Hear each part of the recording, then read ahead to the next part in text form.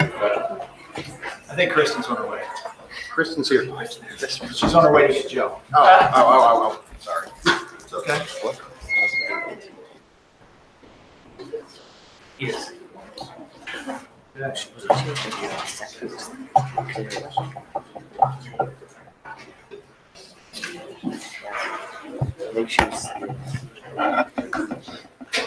All right, we're going to call to order the Thursday, April 25th, 2019 meeting of the Council Rock School Board. First item on the agenda is the pledge to the flag. That will be led by Christopher Stockton.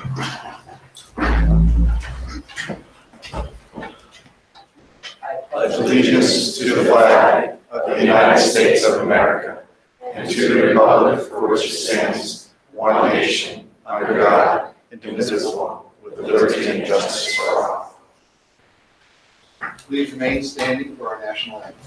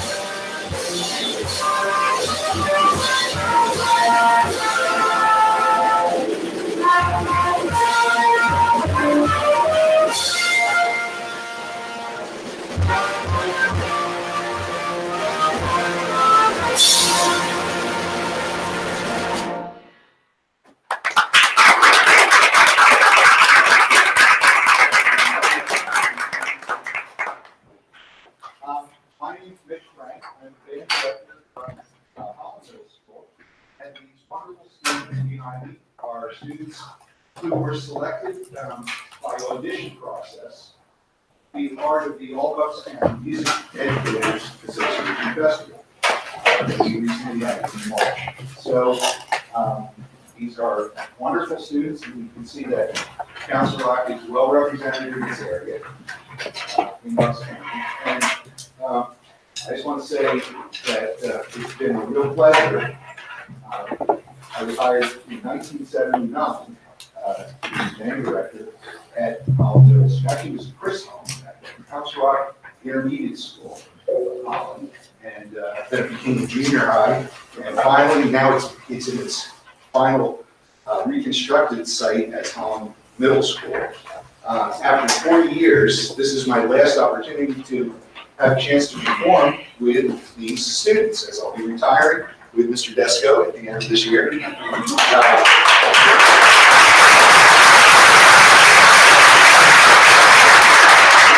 just want to thank the school board and the parents and the community. It's been a privilege to have had the opportunity to work.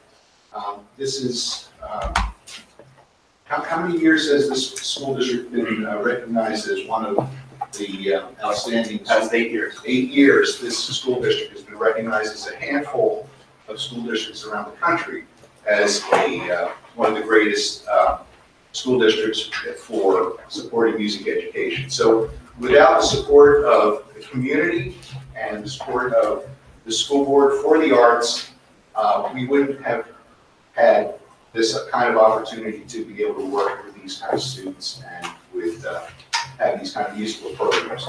As a matter of fact, Katie Burke is going to talk in a little bit about the wonderful orchestra trip that we just had, and I was fortunate to be a part of as well, when we toured 4 cities in Spain and performed in 3 cities. So Katie will talk to you more about that. But again, I just want to thank the school board. I'd like to thank the community for their support and for allowing me the opportunity to to teach these wonderful students. We're going to do one more song for you.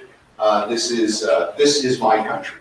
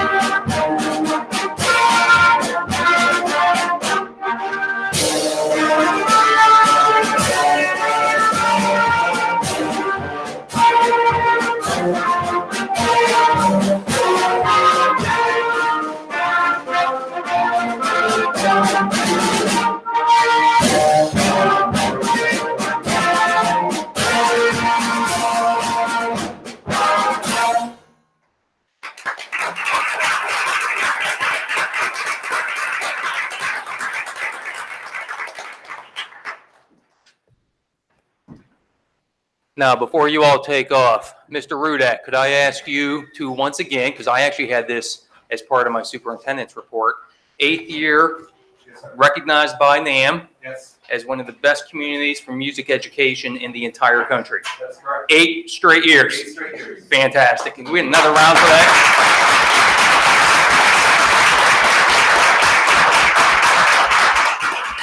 And 8 is great.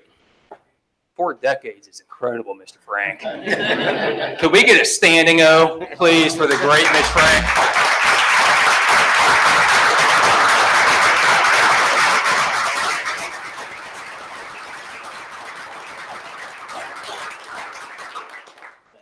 Thank you.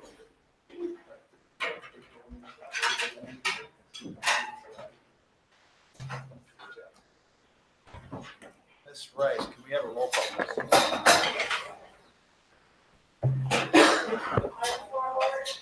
Present. Here. Here. Here. Here. Here. Here. Present. Mr. Block will be ladies at a event for his family. Okay, moving on to the Student Advisory Board. Mr. Funk? Good evening, ladies and gentlemen of the School Board of Directors, Central Administrators. Dr. Frazier, it's good to be with you tonight. And this is actually our last appearance of the Council Rock High School South Student Advisory Board for the academic year. Hard to believe, time does fly, sounds trite, but it is true.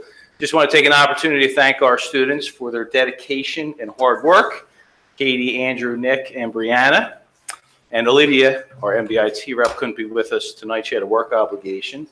But I especially want to thank Brianna, who has been with us for 4 years and is our senior. She will be moving on to greener pastures. She's headed to Appalachian State as a poli-sci major. And in case you don't know about our tradition, our outgoing senior will share their vocal talents with the school board. And I do apologize, Bri. I don't know who started this tradition, but I'm sure you'll do great. So without further ado, we're going to start with our 9th grade rep, Katie. Take it away, Katie. Hi, everyone. My name is Katie Burke. I'm the 9th grade representative for South Student Advisory Board, and it's great to be here with all of you. Tonight, I'll be informing you about all of the musical happenings at South. Last week, the South Orchestra members, me included, arrived home from Spain. Now it's back to reality, and it hasn't been easy. I was one of the 80 orchestra members who was fortunate enough to experience a once-in-a-lifetime trip that was absolutely amazing. We toured the beautiful country for 7 days, and I didn't want to leave. Although we missed a couple of days of school, all of these Spanish teachers would be happy to know we learned so much about Spain's history and the fascinating Spanish culture. We saw so many stunning attractions, from the Plaza de España to the royal palaces in Seville and Madrid and the Alcazar. They were all breathtaking. We performed in the cities of Toledo, Granada, and Madrid, all to standing ovations. It was an unforgettable experience I'm sure all orchestra members will always treasure. I know I always will. Tonight, the concert band has their final performance of the school year. During second period today, some South students were able to hear a portion of their exceptional performance. The concert begins at 7 p.m. in the auditorium. All of the members have been practicing hard during class and after school, so they are sure to impress the crowd. Lastly, on Friday, the choir will host the South Choir Festival on Friday night. 6 area high schools are performing. Guest judges include Bill Naden, a former president of the Pennsylvania Music Educators Association and retired choir director from Hatboro Horsham High School, Dr. Cedric Dent from the a cappella music group Take 6, and Amy Engelhart from the Bob's Quartet.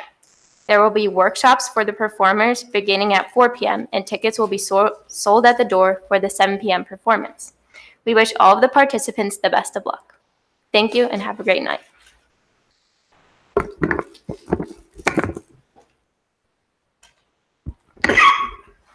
Good evening. My name is Andrew Rosenfeld, and I'm the 10th grade representative for Council Rock South Student Advisory Board.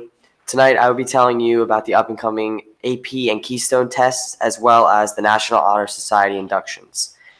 May 6th marks the beginning of every student's favorite part of school, AP tests. The first AP test begins on that Monday at 11:30 a.m. for AP Environmental Science. There are a total of 23 AP tests at South, the final of which will take place on Friday, May 17th. Starting on May 15th, students enrolled in Algebra 1 or English 10 will be participating in Keystones. Keystones are end-of-course assessments that last 2 days. Students enrolled in biology will take these tests on May 20th and May 21st. During these testing days, students not participating in tests have a late arrival day. Extra information about the Keystone exams has been sent home in a letter to the parents of students taking the exams. Additionally, more information can be found on Council Rock South's homepage. On May 2nd at 7:00 p.m. in the auditorium, 80 juniors will be inducted into the National Honor Society at South. The National Honor Society is a student group that honors academic excellence and integrity, as well as personal involvement in activities of the school and community. It is based on the 4 principles of leadership, service, scholarship, and character. Students qualify for this group by obtaining a cumulative GPA of 3.95, having 45 links hours, and being enrolled in at least one honors or AP level course. Congrats to the 80 students on achieving such a high honor. Thank you for a great year of meetings, and I will see you next year.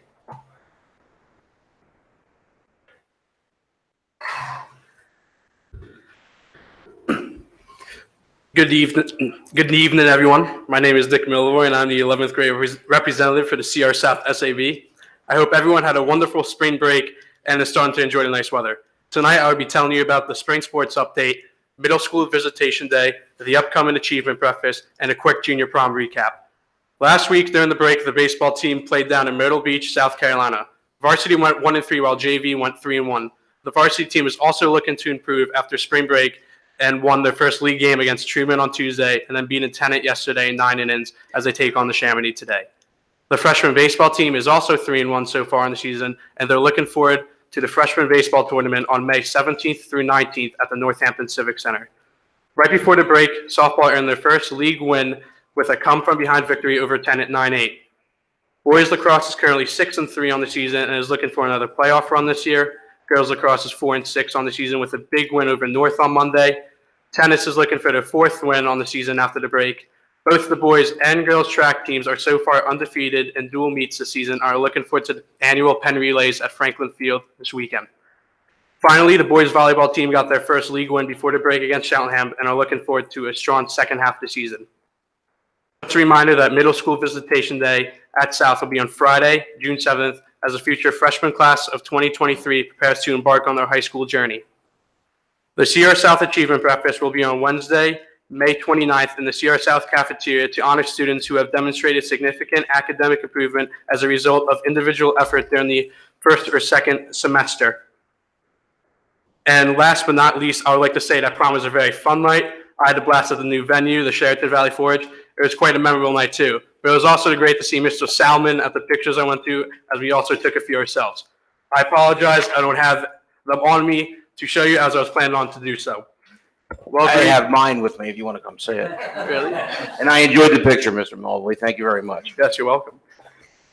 Well, Bree, I killed enough time to get you ready for your song, but I would like to thank you, the school board, for another great year as we'll meet again next year. Just remember, I'll be the top dog now, and we'll count down the days until Disney, and unfortunately do what Bree is doing tonight. Thank you all, and have a splendid summer break.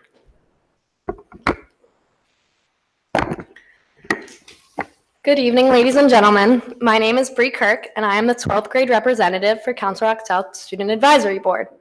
This year has really flown by and is nearing its end, which means many exciting events will be taking place, especially for seniors. Senior prom will be held May 17th at the beautiful Constitution Center in Philadelphia. Spray tans, fake nails, and gorgeous gowns are sure to make an appearance. Not that suits aren't beautiful too. May 17th will also mark just 1 month until graduation, which will be held June 17th in the gym. In preparation for this, there will be a rehearsal on the 13th, followed by senior luncheon and recognition night. The following day will be senior reflections, and superlative winners will be announced at that time. In other news, South will be hosting a presentation brought by the Bucks County Council of PA to inform students and parents on the dangers of vapes and electronic cigarettes. Dave Filka will be the volunteer speaker, and this will take place May 14th in South's auditorium at 7 p.m. I would like to take this opportunity to thank each and every one of you for the amazing work you do for our schools. It has been an honor to serve on this board for the past 4 years. And with that being said, I will carry on with the most ridiculous tradition our school has. Allow me to apologize in advance for what you're about to hear.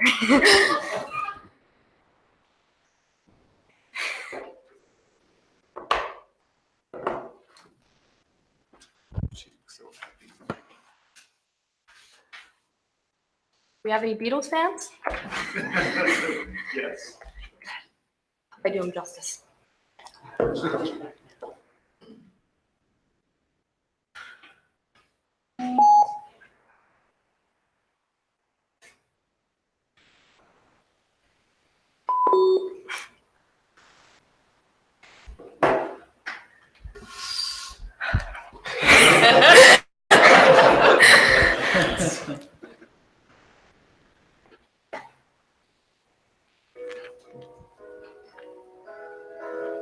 Council Rock, there is a school board and community.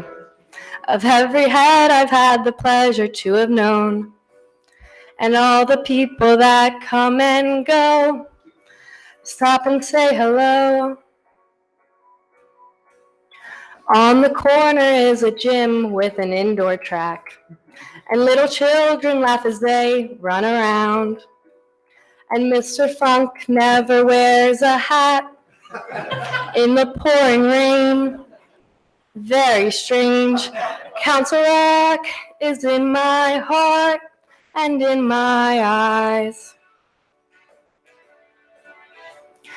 There beneath the blue Bucks County skies, I sit and meanwhile back in Council Rock there is a freshman with a huge backpack. And in his pocket is a list of all the clubs. He tries his best to get to his next class, but he'll need a pass.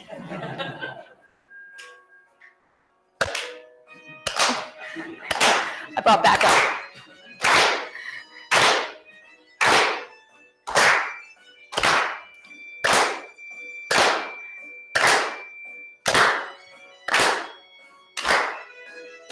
Council Rock is in my heart and in my eyes.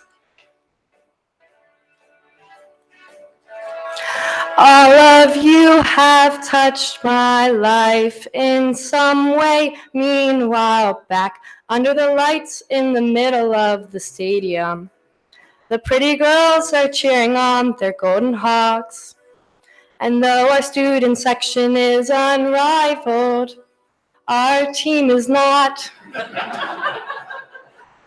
In Council Rock, another student gets her cap and gown. We send her off so she can do great things. And there's just one thing she's left to do. To our school board, thank you. Council Rock is in my heart and in my eyes. There beneath the blue Bucks County skies. That's enough.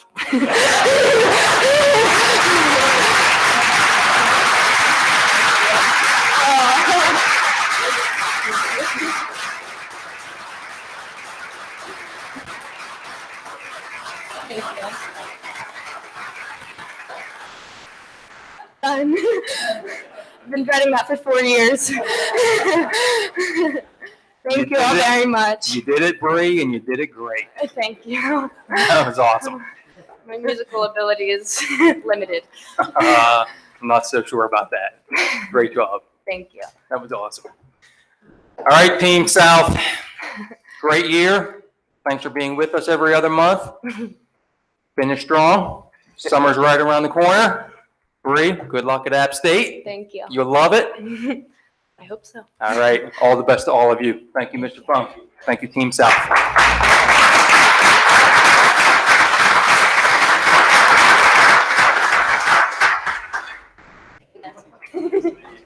Bree, you don't give yourself enough credit. That was really, really good. And really great. It was really you. fun. Thank you. Thank you. And it's on YouTube. It is on TV. Yes, it is. You won't forget it. Okay, moving on to the superintendent's report, right? Always impossible to follow. That I know. Thank you, Mr. Bollick. Good evening, members of the board, and good evening, members of our Council Rock community. This evening is an exciting one because we have a packed back of the room with many of our CR's finest faculty members who are here this evening to be awarded with their grant from the Council Rock Education Foundation, CREF.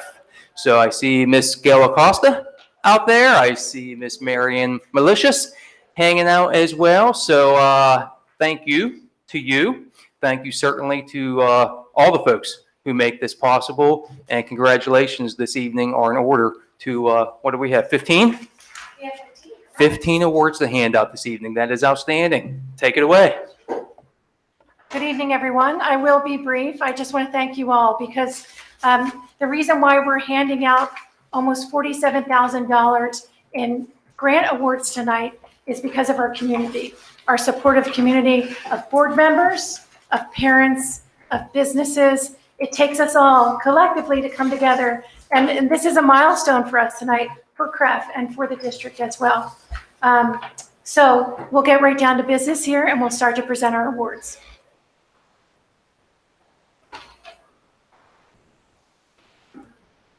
Good evening, everybody. I'm thrilled to be able to announce our awards for this year. Our first grant recipient is James Hunter from Newtown Middle School for his project GlowForge Laser Printer Manor Project.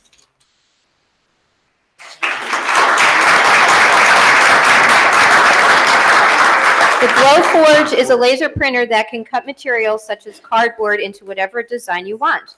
Projects planned include designing a manor from the Middle Ages and a plastic pollution project.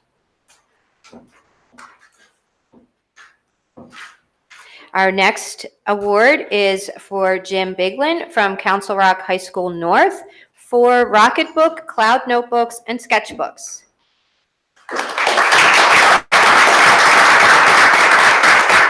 And I did not mention the first grant, the award was $3,590, and for the second grant here, $2,380. And Mr. Biglin plans to use STEAM innovation in the art classroom by introducing a paperless approach to both note-taking and drawing. The Rocketbook is a smart notebook that instantly stores notes, doodles, and lists into the cloud with the free Smart Notebook app. The Rocketbook will be used in AP Art History and Essentials of Art. And our next grant recipients, Kim Ranella and Nicole Kerrigan from Hillcrest Elementary School for Sensory Pathways, $2,350.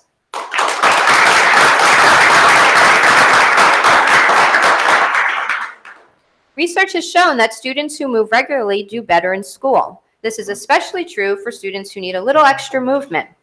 Having a sensory path will give them an outlet to have more movement breaks in a positive and proactive way.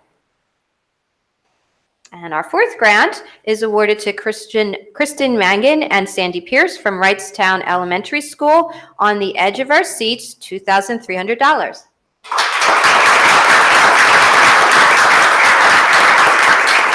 This innovative project involves flexible seating for special education students at Wrightstown Elementary to empower student choice through diverse seating options. Flexible seating facilitates student-centered collaborative learning and fosters a positive classroom community. Our next grant is being made in memory of Dolores McCracken, who was a CREF board member for many years and our beloved PSEA president. And if I could ask her son, Jack McCracken, and family to come up for this grant. This grant is being awarded to Andrea Mangold of Holland Elementary School, and the project is Passports to Exploration, Google Expedition in the Elementary Classroom.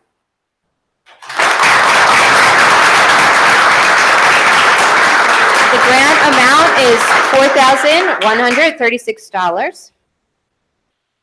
This project utilizes Google Expedition devices to provide students with a 3D immersive virtual reality experience in learning. Google Expedition devices allow students to take virtual field trips to historic, geographically and culturally significant places, and even places where humans have not yet traveled. Google Expeditions build on a student's technological literacy and foster engaged learning by providing a way for students to visit and explore places they could not otherwise access. And next we have Cindy Naroff from Council Rock High School South, walking a mile in another person's shoes. The grant award is $1,514. As a companion to the novel To Kill a Mockingbird by Harper Lee, students will read the nonfiction piece Hidden Figures by Margot Shetterly that tells the story of the African-American women who made major contributions to the NASA space program while they fought race and gender discrimination. This will help ninth graders better understand and appreciate the full implications of prejudice. It should also serve to help young women continue the pursuit of STEM classes as women as they see the strides that women have made to overcome discrimination in the workplace. And next we have Michael Diglia from Council Rock North, Sensory Space at Council Rock North for $4,886.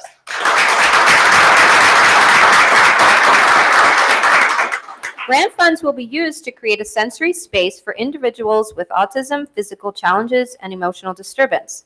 Research has greatly supported the therapeutic benefits for students when offered a multisensory experience.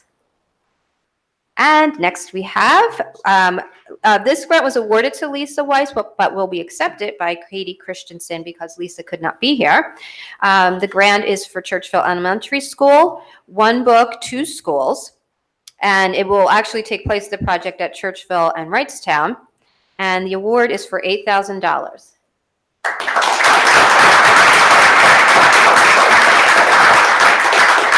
Thank you. Building on One School, One Book program previously done at Wrightstown Elementary and Churchville Elementary, they are going to do a One Book program with both schools during the 2019-2020 school year with a very special book, which will be revealed to the students next year. So we needed to keep it a secret. And our next grant is for Katie Christensen, also from Churchville Elementary. She's in a good spot. Cricut Ideas, Designs, and Into Hands in One Day, $766.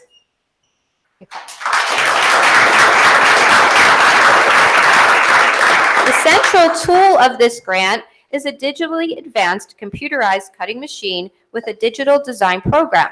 This one versatile machine, along with its tools and materials, can serve hundreds of students.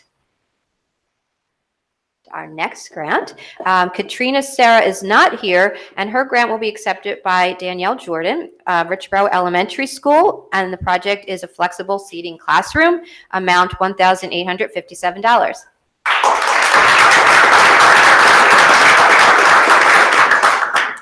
This project is intended to provide flexible seating options for students in a third grade classroom. Funding for this project will allow materials to be purchased in order to provide a seamless learning environment that is both flexible and manageable. And next we have Jamie Sager, Carolyn Miller, and I don't believe Julia Doherty's here. And they're from Goodnoe Elementary School representing the extended school year program, and their project is renovating ESY, grant amount $500.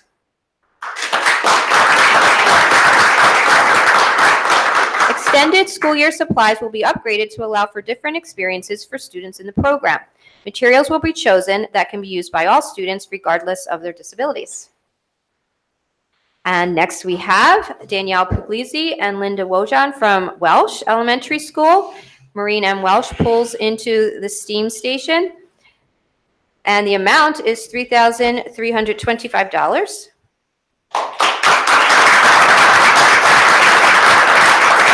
This grant will fund the creation of a STEAM station / makerspace area to house materials and activities that promote STEAM experiences that teachers across all grades and disciplines can use in their classrooms to enrich curricular objectives. The hands-on activities will foster inquiry, problem solving, creativity, innovation, critical thinking, and collaboration. With so many grants, we're running out of room here. Our next grant is Katie Brennan from Hillcrest Elementary, Hillcrest News Daily Show, $2,400.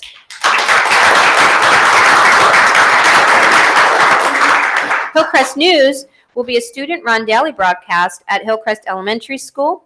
This broadcast will present announcements, student work, reminders, and news via a web link every day. Students would collaborate to write, edit, record, and direct the broadcasts. And next we have Therese Grateful from Council Rock North. I had a bit of it cut off. Computer Science and CR STEM. The amount is $4,814.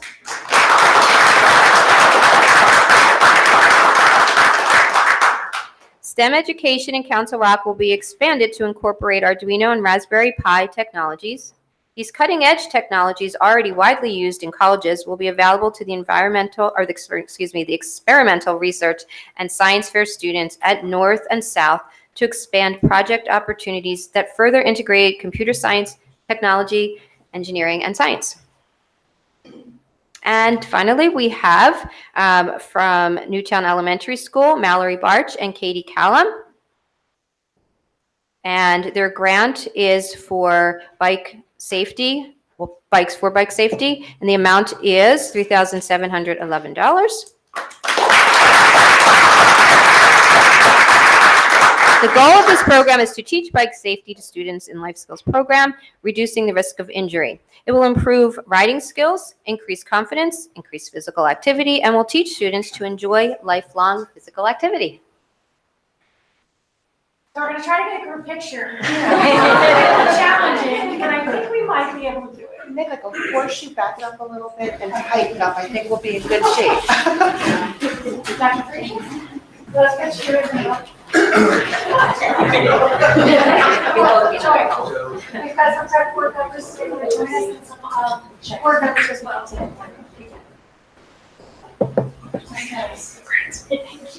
It's a tough one. That looks good, just like that.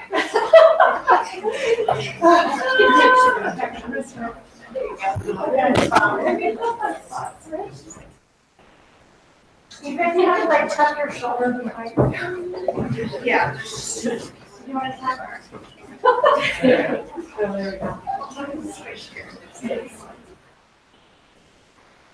All right, we good? Are you on room? Perfect, it looks good. It looks good. Okay. Thank you. Thank you.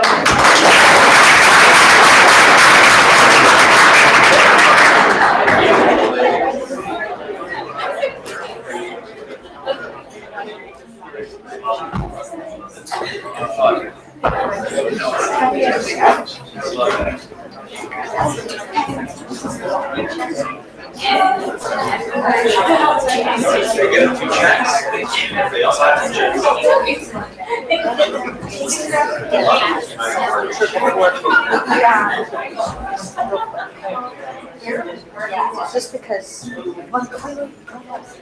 quick.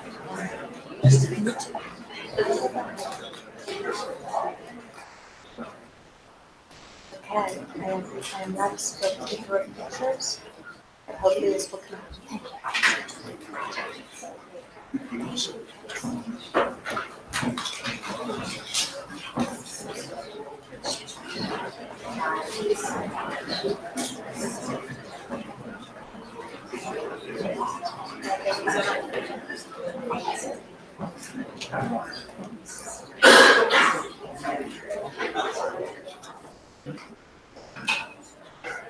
Dr. Frazier is going to continue his report from the podium because he has a presentation.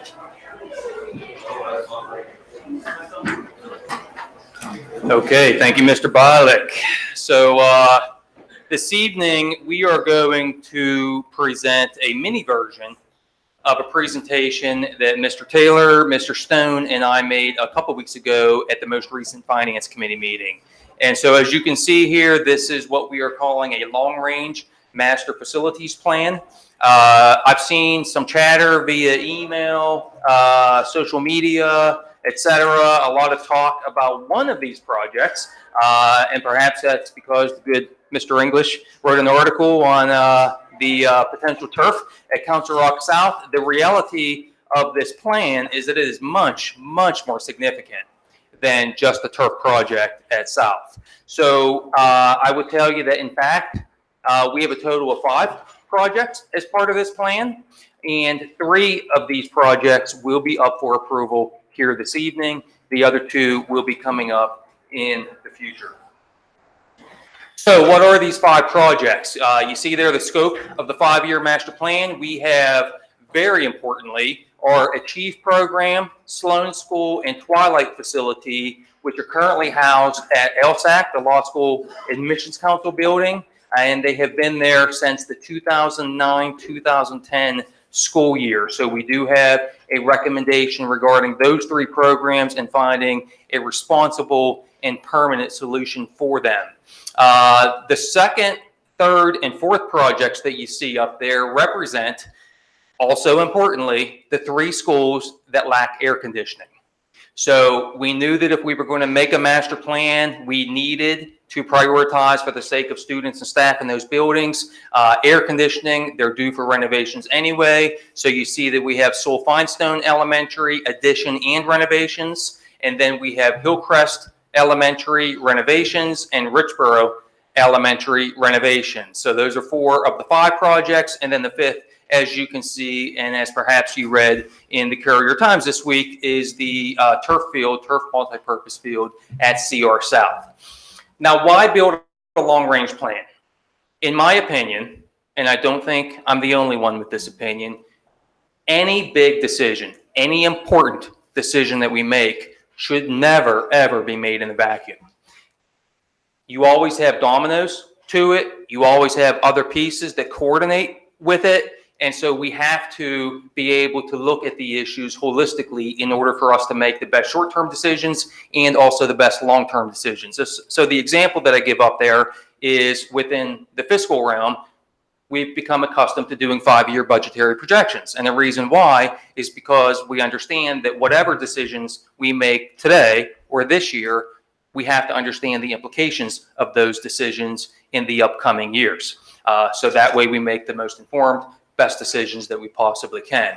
And in particular with these 5 projects, I would tell you that there is a high degree of interdependence between 3 of those 5. And that will become more clear as we go through this. So the end result, I will tell you that I am exceptionally proud I said it at the Finance Committee meeting that I think this is some of the absolute best work that we have done in the district since I've been here, and say that again here this evening. And the reason why is explained there at the bottom of this slide.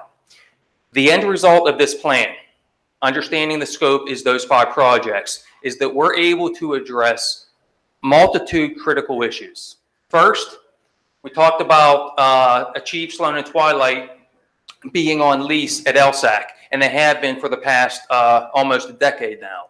There is great uncertainty around that lease. There's great uncertainty right now about the Law School Admissions Council as a company in terms of what the future looks like, whether they might be doing something different with our building potentially, and all that uncertainty really has created a sense of urgency for us to find a permanent solution, find a responsible solution for those very important students.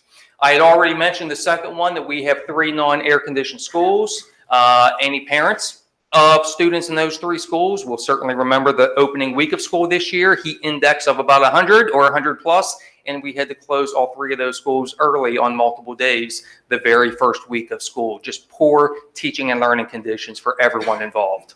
The third issue is that due to redistricting, and you might remember this, that with the projections that we were making when that plan was passed in December, we were projecting to only have 2 vacant classrooms in the north. And that was one of the pieces that concerned many of us. So what we are doing is creating through this plan some additional capacity in the north. So again, I'll take you up top, where Sewell Finestone Elementary isn't just a renovation project, but an addition to that school as well. And that's the why behind that addition. And then number 4 is high school parity concerns. Obviously, we have some amenities at one school, not the other, turf included, and we want to begin to address those concerns. So what I love about this plan is that we're able to address all of those issues in the least amount of time possible and for the lowest possible expenditure.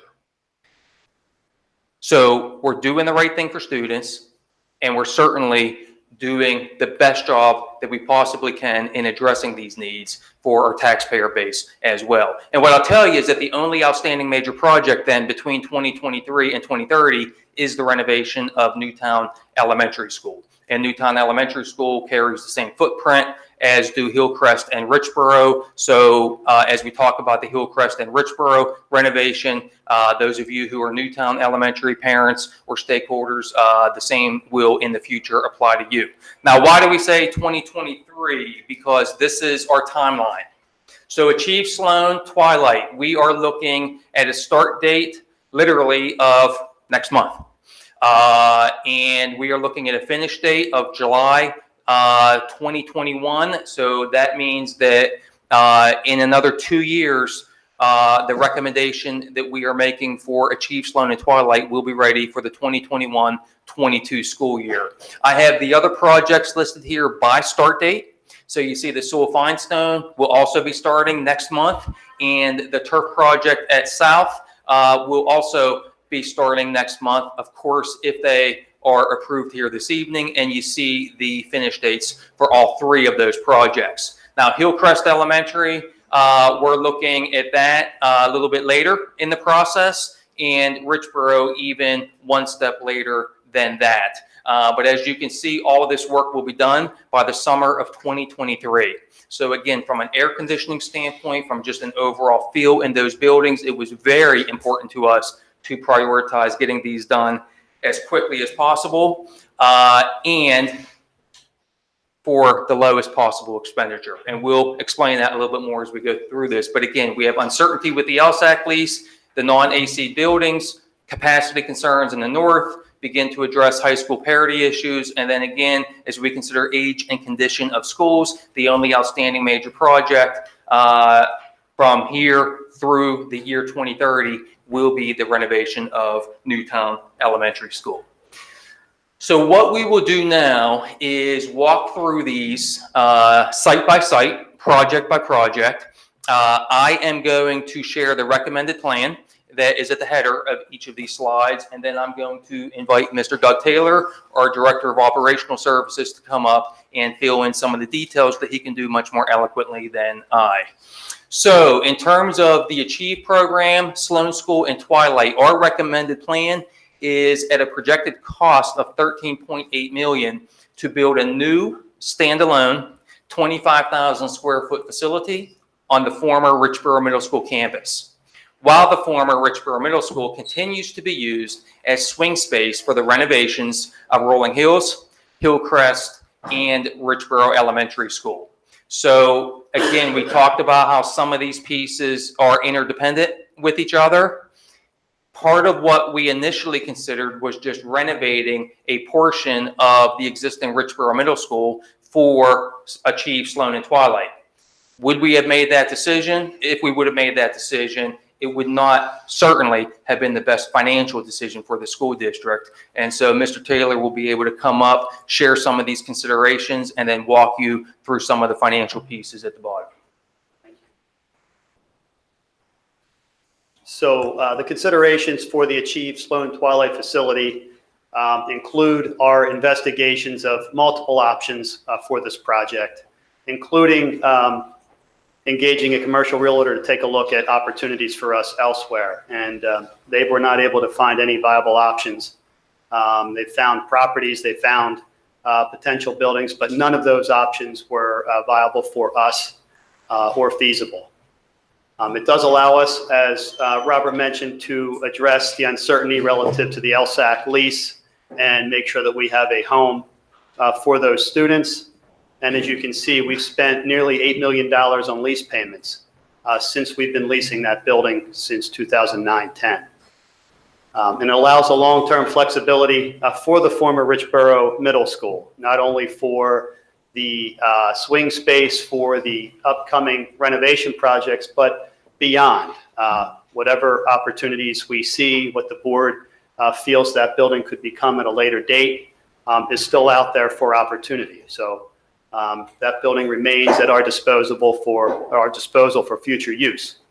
The cost considerations include, but aren't limited to, we are under this option spending about $500,000 more than the original Achieve Sloan Twilight facility. So the first cost to build this new next to the existing Richboro Middle School is about $500,000 more. However, by maintaining the existing Richboro Middle School facility, we can use it for temporary swing space beyond the Rolling Hills project. So Hillcrest Elementary School would go into that building for 1 year versus a 2-year phased project.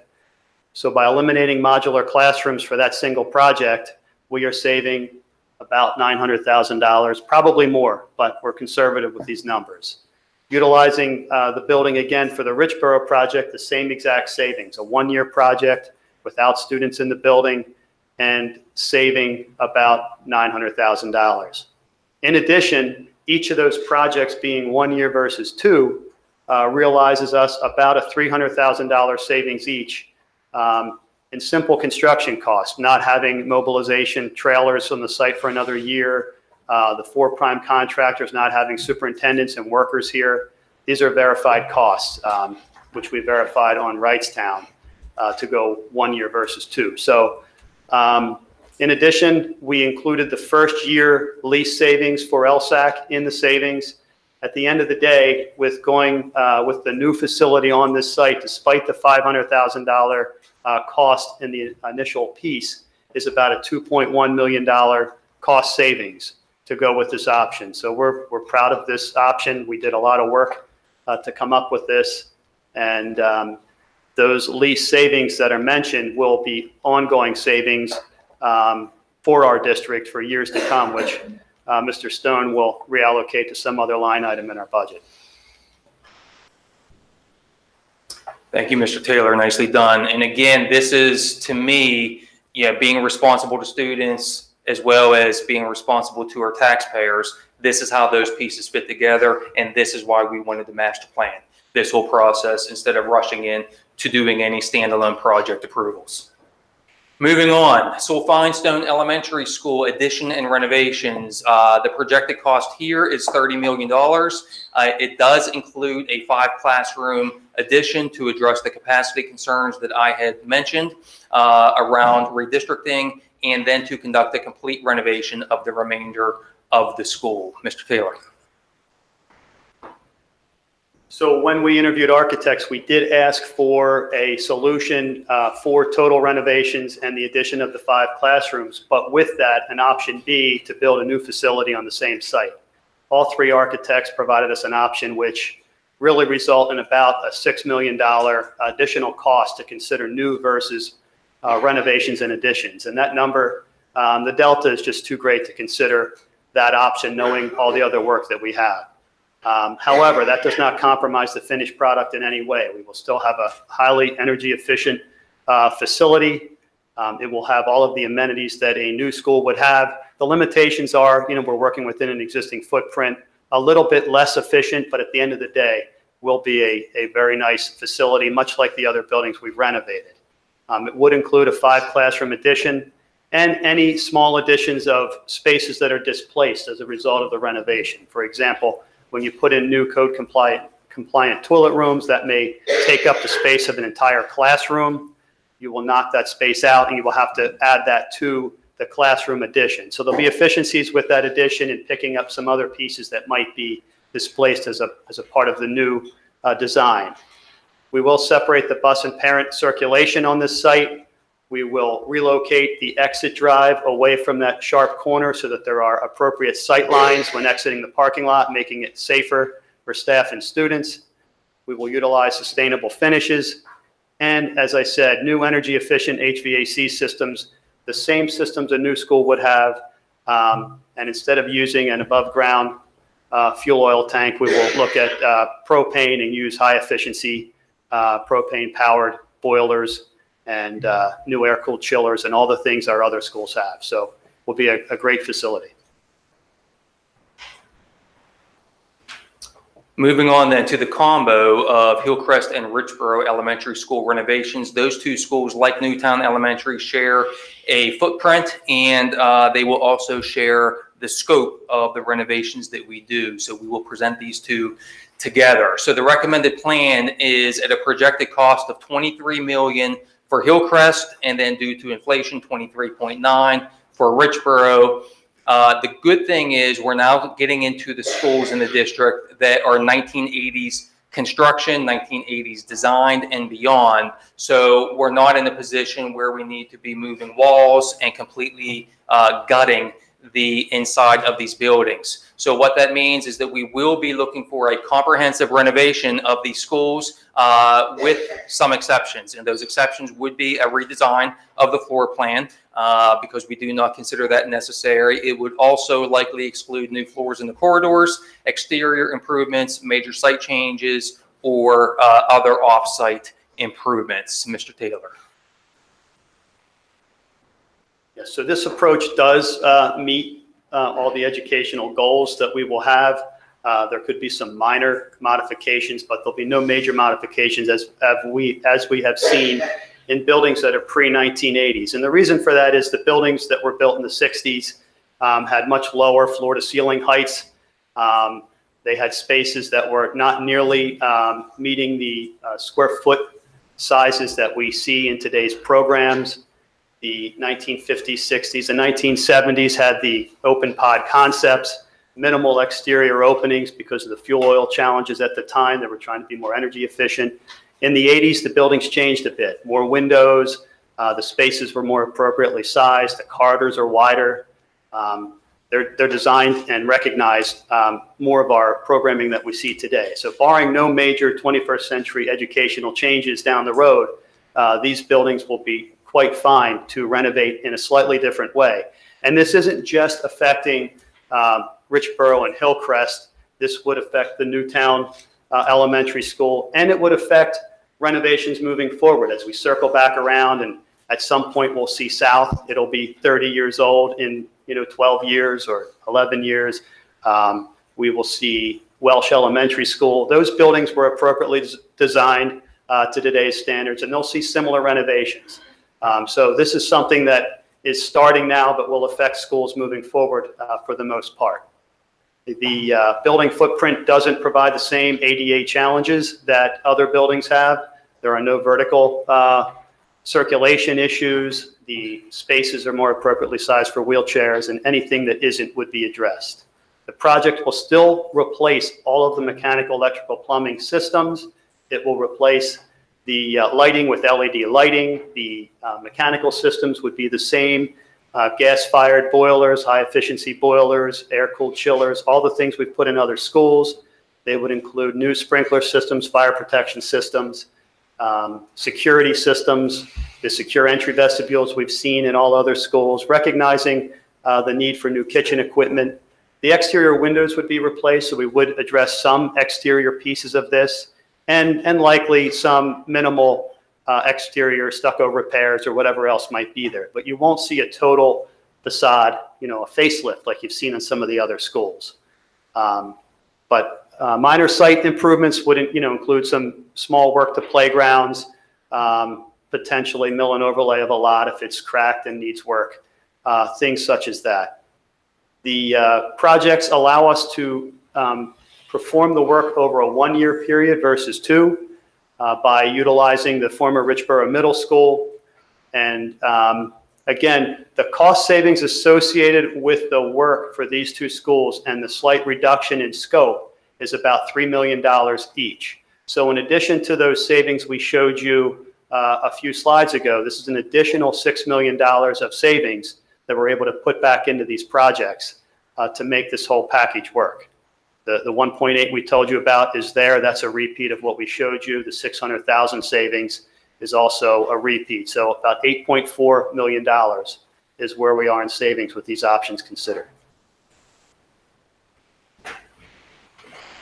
Again, trying to keep students and taxpayers, our community, in the forefront of our thinking. And then now this takes us to the Council Rock High School South multi-purpose turf field. So the recommended plan is at a projected cost of $2.7 million to build a new turf field with lighting, a scoreboard, and seating for 200, so as to begin to address parity issues between the 2 high schools. Now, I will also mention, for the sake of the public, that we are also replacing the existing turf at Council Rock High School North. It is not technically part of this plan because we have summer capital funds that we set aside every summer, and we're using those funds for that turf replacement over there at North. But believe it or not, that turf at North has been around long enough and it's seen better days, so it is also due for replacement. So what we're talking about here is a brand new field at Council Rock South. Mr. Taylor. Yes, so we did look at several options on this site as well. One was a turf field within the existing track, and another was a kind of freestanding field adjacent to the athletic wing of the school. And after discussions with the athletic directors and other folks, it was determined that the field adjacent to the athletic wing was the most desirable location for a couple reasons. One is that inside a track can challenge the use of the field and utilization of the track at the same time because you're dodging soccer balls or whatever other event is happening on the field while you're trying to utilize the track. So this will allow better use of the track for track and field events and have 2 fields, a natural grass field and this synthetic turf field. The design will allow for a future stadium if that were so desired by this board or another board down the road. It's not part of this project. It hasn't been the desire to build a full stadium, but to create that parity that Dr. Fraser talked about on this site. We will put the site lighting in because the use of this building from morning to evening is important. To have a synthetic field that can be used 24/7 wouldn't be as valuable if it were finished when the sun goes down. So the ability to allow outside groups to use this after our use would require those lights. It's also convenient to our existing toilets within the high school. You do need toilet facilities within 500 feet of an event field such as this. And if you consider a master plan down the road, it would not require the construction of toilet rooms and those things, a field house we could utilize the existing building. The location is also convenient. Again, the primary use of this field is for our students and our school. It is convenient to the athletic end of the building for the students, also for the band, anyone that needs to wheel equipment out to the field for those reasons, and certainly the PE classes that happen every day at school. So it'll get those kids outside more often, provides the parity between the two schools. As I said, the PE program is a big one on this. So the other big thing to mention is when it's not in use by our programs, that field has the potential to generate revenue via community use and through potential advertising opportunities, which we would have to further discuss. But the primary plan for this field is certainly for our students and our programs before we would offer that to outside groups.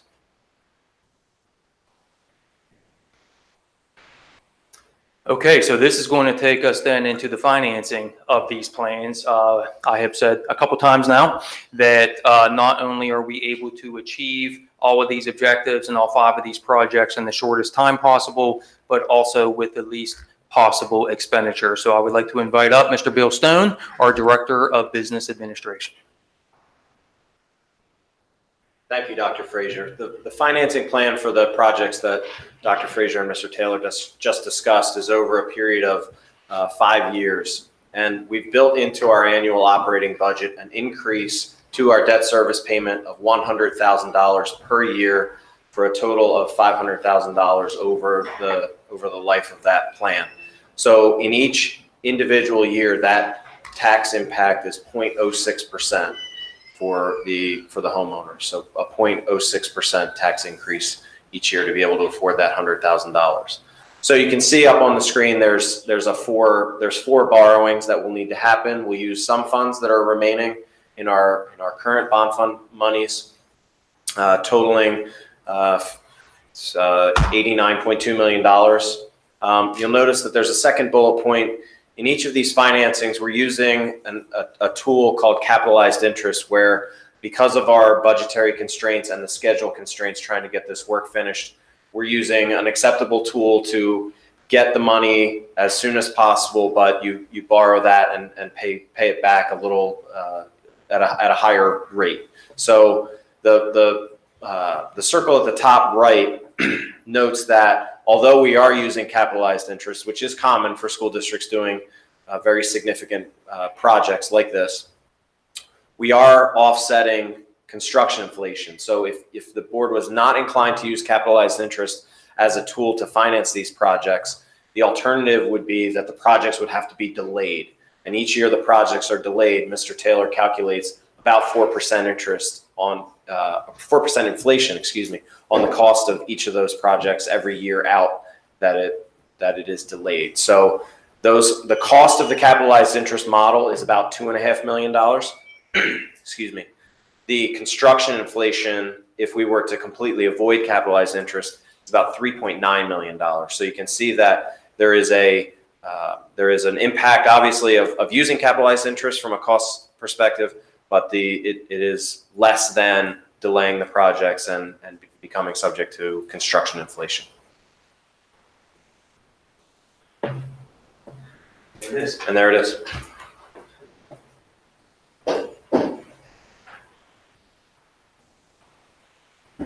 Thank you, sir.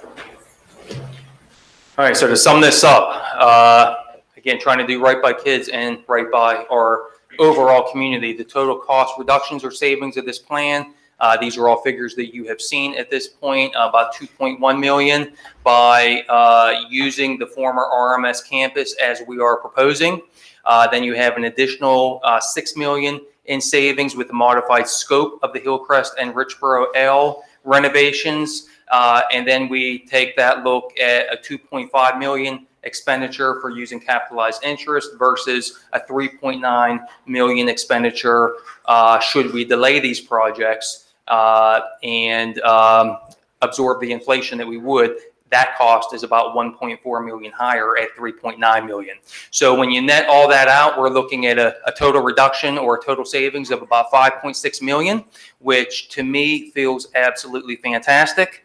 to know that we're able to complete all 5 of these projects by the 2023-24 school year, address these 4 very, very important needs and issues, student-centered issues that we have in the district. So to be able to accomplish that, address the air conditioning in particular as quickly as we'll be able to, address those capacity concerns in the north, and know that we're doing it in the least expensive way possible was our objective, was our goal from the start, and that is the plan that we propose to you. Now, again, 3 of these 5 projects will be on the agenda this evening for approval. The other 2 would be down the road.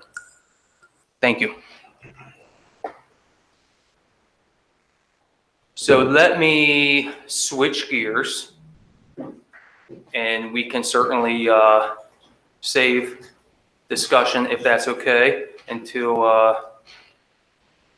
I'm through the entirety of the superintendent's report. So what I also wanted to present this evening, and I've talked a little bit about it in the past, I've talked about it here at the board table and otherwise, is that we are in the process right now of developing a new 3-year strategic plan for the school district. And so where we're at in the process is that essentially what we've developed is a conceptual framework. We have a committee that's in the process of being formed. There are going to be about 60 stakeholders. That's employees, students, parents, community members, business members, school board members serving on our steering committee. And that work is going to begin in about 2 weeks and continue over the next 2 or 3 months. So I want to give you a sense this evening of what we have included at this point heading into this work. So first, I'll tell you that we have 3 goal areas. The first of which I am quite passionate about, and that is this idea of student wellness.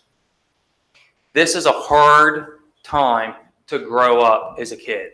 Just with all the social media, with just there's too much transparency out there, and some of it is faux transparency. We live in a community that can be certainly a pressure cooker for students at times, high expectations to achieve. And what we want to do is make sure that we have the necessary and appropriate personnel, programs, and practices to promote the social emotional development of our students. That, of course, is in addition to the academic development. And I would make the argument that the better job we do from a student wellness standpoint, the more equipped and ready our students are going to be to perform well from an academic standpoint. Those 2 things certainly are not mutually exclusive. The second goal is redefining student success. So if we're going to say that student wellness is important, then what are those look-fors? What are those hallmarks of success? So we want to identify those. We want to make sure that they are holistic in nature and certainly always plan for continuous improvement and systemic excellence. And then the third one is always, frankly, our top priority, and that is school safety and security. We want to be proactive, we want to be reactive, and we want to ensure the continual safety of all of our students, all of our staff, and anyone who is visiting our schools. So a quick look at each of these 3. So the student wellness goal, we are talking here very explicitly about mental health. We're talking here very explicitly about SEL, social emotional learning, and we are talking about those things from a K-12 perspective. This isn't an issue that just pops up in high school or even middle school. We need to start that process at the elementary level for sure. Vaping has become more and more of a concern, not only in our schools, but in schools all across the country. Diversity and inclusion, continuing that work, building off of that work. You heard the Hidden Figures project from Ms. Neroff here this evening, which certainly sounds exciting. There's a lot more we want to do. And then study school start times. There's a lot of research out there about sleep science, adolescent sleep. Do our kids get enough sleep?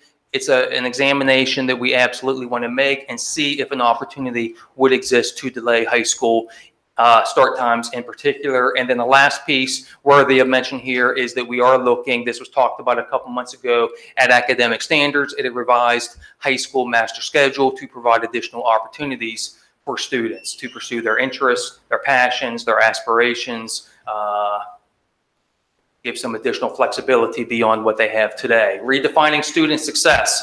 Again, this is identifying the academic measures, which we've always done a good job of, but also prioritizing those non-academic measures that indeed are hallmarks of student success. PLCs, we've been Certainly down the road, a PLC implementation, and we will be continuing that work. We view that as a best practice, not only for students, but for staff as well. Heard a lot tonight with the CREF awards around STEAM. We are a STEAM district. The A is very important to us, and we want to enhance curricular and extracurricular offerings. Canvas as an LMS is something that we have planned at the secondary level, both middle school and high school. Increase virtual course options, so online classes for students, as well as dual enrollment courses at the high school level. And then our third goal, school safety and security. Again, from a proactive standpoint, we want to look at this through the mental health lens. And you can see that a lot of these pieces across these three goals dovetail with each other, and that's certainly intentional. But do we have sufficient mental health resources to address the student needs and to effectively implement the mental health support systems? And that's not just us as a school or a school district, that's our entire Council Rock community. Recreate our district safety and security master plan and school-specific plans, and then continue with our ALICE implementation, which I'm pleased to say is going very well. We're getting really good feedback from students, really good feedback from our parents, and really good feedback from our staff as well. So that's exciting and fantastic. So I will be keeping you informed. Mrs. O'Grady will be keeping you informed about the strategic plan and the planning process as it ensues. But this is a little sneak peek for you here this evening. And then finally, just two announcements, and I can easily make them from here. The first is that a draft version of the 2020-21 calendar is going to be posted onto our website tomorrow. You might recall that we put out a survey to parents, to staff, to students several weeks ago. We ended up with 2,900 respondents, which was fantastic. So I'm going to share a couple of the details of the feedback that we got, and the calendar that you're going to see tomorrow will reflect this feedback. So first of all is that 61% of respondents are in favor of ending sooner in June. And that's sort of why we went into this thing in the first place. Most people, however, do not want to change the start of the school year. So right now we use the 5th. September 5th is that pivotal date, depending on where that falls relative to Labor Day. And so we will continue with that practice. And then 55% are in favor of shortening spring break. So you will see in this calendar that's posted tomorrow a shortened spring break in the spring of 2021. So what that would look like is, instead of having a Monday through Friday spring break and come back on the following Monday, it will be a 3-day break instead of 5 days, and those 3 days will be Thursday, Friday, and then Monday there after the weekend. So Thursday, Friday, Monday, 3-day spring break. So we will post that tomorrow. Ms. O'Grady will include that in the weekly update that we give, and we will have the email address active. It's active right now, in fact, calendar@crsd.org, and we will look forward to your feedback between now and next month. And a 2021 calendar will go to the board for formal approval next month on May 30th. And lastly, I want to close by us as a school community paying our respects to the Raberman family on the recent passing of the great Mr. Bob Raberman. You may know some of these things, you may not. Coach Raberman, as he was well known as, graduated from Council Rock in 1963. He then stuck around and worked for many years, both at Council Rock High School and at Newtown Middle School, before retiring in June of 2012. Coach Raberman coached the following, and it's quite a list. He coached middle school football, he coached middle school girls basketball and middle school boys basketball. He coached high school football, he coached JV boys baseball, and then he was the assistant varsity boys baseball coach with Coach Schramm over there at North. He was inducted into the CR Hall of Fame, which is very impressive.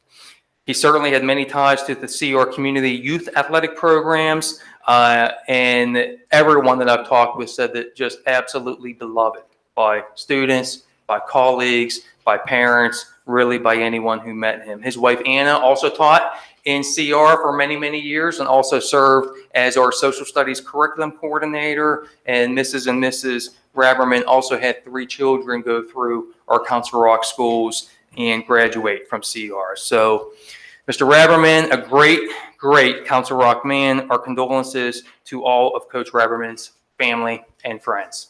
If we could, let's please pause for a moment of silence.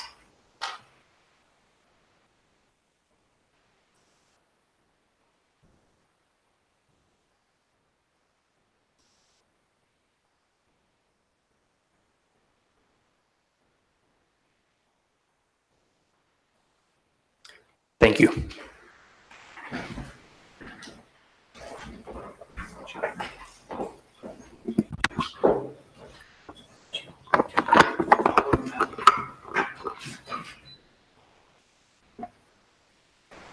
Okay, Dr. Frazier, thank you. Mr. Block has returned, so we're just going to pause a minute, and I'm going to turn the meeting over to Block.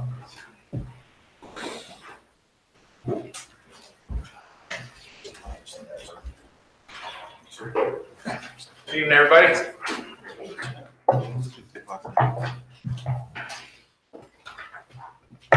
Mr. Cox, Solicitor's Report, please. Mr. Block, I circulated my report to the board last week before the holiday. I don't have anything to add to it. There's no executive session to announce either. Thank you. And with that, we'll move to public comment. Looks like we've got some members of the audience tonight, which we haven't had in a little while since redistricting. So if you please keep it to 3 minutes, I'll let you know when you hit that. And we'll start with Stephanie Bahariadis. Good evening. I'm Stephanie Barriat-Harris. Many of you I know and have known for many years.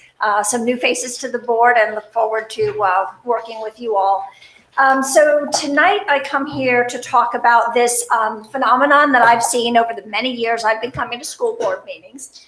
And that phenomenon is one which you've heard me speak to before. The focus on the physical facilities over the past 5 years has been all-consuming. I am here to advocate to you all that it is time to put the focus on the academics for our children. I feel very passionately about this, that there have been things that should have been done that were not done over the past 5 years. Time consuming is what this facilities and all the capital planning that's gone on has been. So I'm here to advocate for change. I'm going to criticize, I will tell you, but I do it in the spirit of you can do better. And I'm also going to ask. I'll leave with an ask if I can get it in on time. So I want to know, what are we doing at this stage to improve our academics, to give our children more chance to do things that are creative, engaging, that they learn the joy of being a learner for their lifetime. And I can only speak to my experience. My first child entered Council Rock School District 16 years ago. He's graduating college now. I have a daughter who's in college, and I have a daughter who's an 8th grader. You've probably heard me speak about her before. And the thing that I feel like my girls in particular did not get, and you know where I'm going with this, is the gifted education.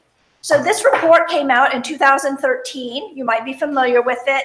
Really well done evaluation. Took, I think, 160 participants, was a year-long gifted program quality review. And there are 2 findings here that I want to read to you in terms of conclusions. Need number 1, to increase academic challenge in mathematics at the elementary and middle school level. Need number 3, to increase academic challenge at the middle school level.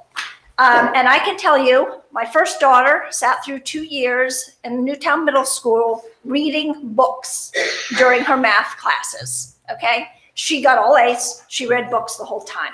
My second daughter, my youngest, is currently going through the same thing. She's about to finish 8th grade. And as you all know, I'm not going to get into the particulars, but I am going to tell you it's been a culture of no. I don't appreciate at all the way in which I've been treated as I advocate for my daughter. Basically, there have been roadblocks and delays. And at this point, my daughter and I are done. we've exhausted everything we can. And I'm at the end of my 3 minutes. I would love to ask for an opportunity to speak with you all and to bring other parents who are interested in this issue, not to the school board meeting, but to meet with you in small groups so that you can really get a flavor for what we have not done for our children, in particular in math in Council Rock School District. It's not just my daughter. These are your figures. It's 170 children that you're leaving behind. Thank you. Bernadette Heenan. Good evening. Good to see you again. It's kind of like PTSD and deja vu mixed into one here. You can give it from up here if you want. I have a written statement because I know I'll go off task. But tonight I come before this board in an effort to resolve several issues which have gone unresolved far too long by previous boards and superintendents. I will preface my remarks this evening by stating I come before you with the greatest respect and admiration for our teachers, our support staff, and our students that reside at outside. I would also like to acknowledge Dr. Lambert. Your advocacy and passion for these students are unbelievable. So just thank you. So my comments tonight are not about delivery of instruction, education, just the opposite. It's bricks and mortar. I'd also like to take this opportunity, Dr. Frazier, to say thank you so much. You have consistently been available to meet with me regarding this issue. And I know at times I have presented as being adversarial, but quite frankly, anybody who knows me in this room knows my passion for these students. I'm going to begin my comments tonight. I'm going to let them be brief. But to start this kind of little history of this population of students. In 1997, the school district decided to do something that was a little bit unusual, and that was to move 24 students out of Council Rock North and move them into an alternative site. And Mary Ann, I believe your husband was part of that experiment, something I like to call the migration of students. So basically from 1997 to 2006, these students were nomads. They started their journey at Chandler Hall. And I'd like to take credit for having that program closed down by the township. I reported it for issues, safety issues. Township came in, it's basically closed down the site. So they were then moved to Maureen Welsh, which was basically a brand new school. They were there for a very short period of time, and the parents were so concerned that it consisted of students that were considered alternative at-risk students, that they requested that superintendent to move these students off-site. So once again, they moved. I was able to find them a home at Church of God's Love in Newtown until they had a significant building issue. And they then moved temporarily to Today Incorporated, which was an absolutely abominable site. In September 2000, and I'd like to thank, I see you in the audience, Nancy, we did a land swap with Newtown Township, and we acquired the sale house. And that's where the students resided for 6 years until they basically outgrew that space. In 2006, Council Rock District entered into a 10-year lease agreement. And I'm going to take responsibility because I was one of those individuals who agreed and said yes that night when this was presented to the board. And the reason that I said yes, because this was supposed to be IT use, it was supposed to be a shipping and receiving area, and it was supposed to be usage for Sloan students.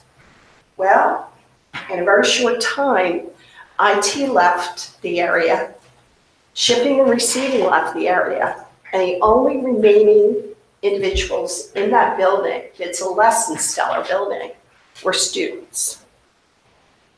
I thank those individuals on the board who have gone and actually seen this site, because if you haven't seen it, it's something to behold, because it doesn't even compare to anything we have in Council Rock. Today, you know, we basically are looking for some kind of direction. Dr. Frazier, administration, I applaud you. This is the first time in the history that I can remember that we have a legitimate long-range master plan that addresses students and addresses their needs. I basically am here tonight to ask you, please consider utilizing Richborough Junior High. This is something that's going to make a great difference in this community. We talk about the strategic plan, we talk about diversity, we talk about inclusion. There is nothing more passionate than to see that our Sloan students interacting with our Chief students. Unless you see it firsthand, you wouldn't believe it. So I thank this board. It is refreshing. Once again, I will say, I am sorry that I voted yes to this. How many years ago? We have spent millions of dollars, millions. And when I say that the period of time that the Achieve program came into that building, the summer before, I actually went to that building to help clean the building, to make it ready for this population of students. And I was blown out of the water of how much square footage we were paying, $25 per square foot. And I can tell you, I do a lot of commercial real estate. It's very high. It's a very high cost. And I would tell you that I would say at least 1/3 of that square footage was not even being used. We were collecting debris and we were collecting different things that no one had any idea where they were in the district. So in closing, I just want to say thank you. I applaud what you're doing. I cannot say thank you enough for these kids. It's been a long road. It's been 7 years. Mike, thank you for finally getting me on the facilities agenda. And Doug and Chuck and Dr. Frazier, thank you so much. Thank you. Thank you, Bernadette. We'll go to Bob Hickey.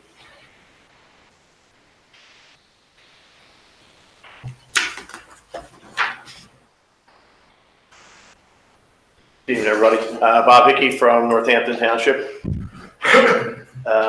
While I'm not necessarily sure if I agree with everything that I saw on that master capital plan, I'm sure Nancy Carroll will probably speak to it at some point as it relates to the Sol Finestone renovation and as it related to Wrightstown.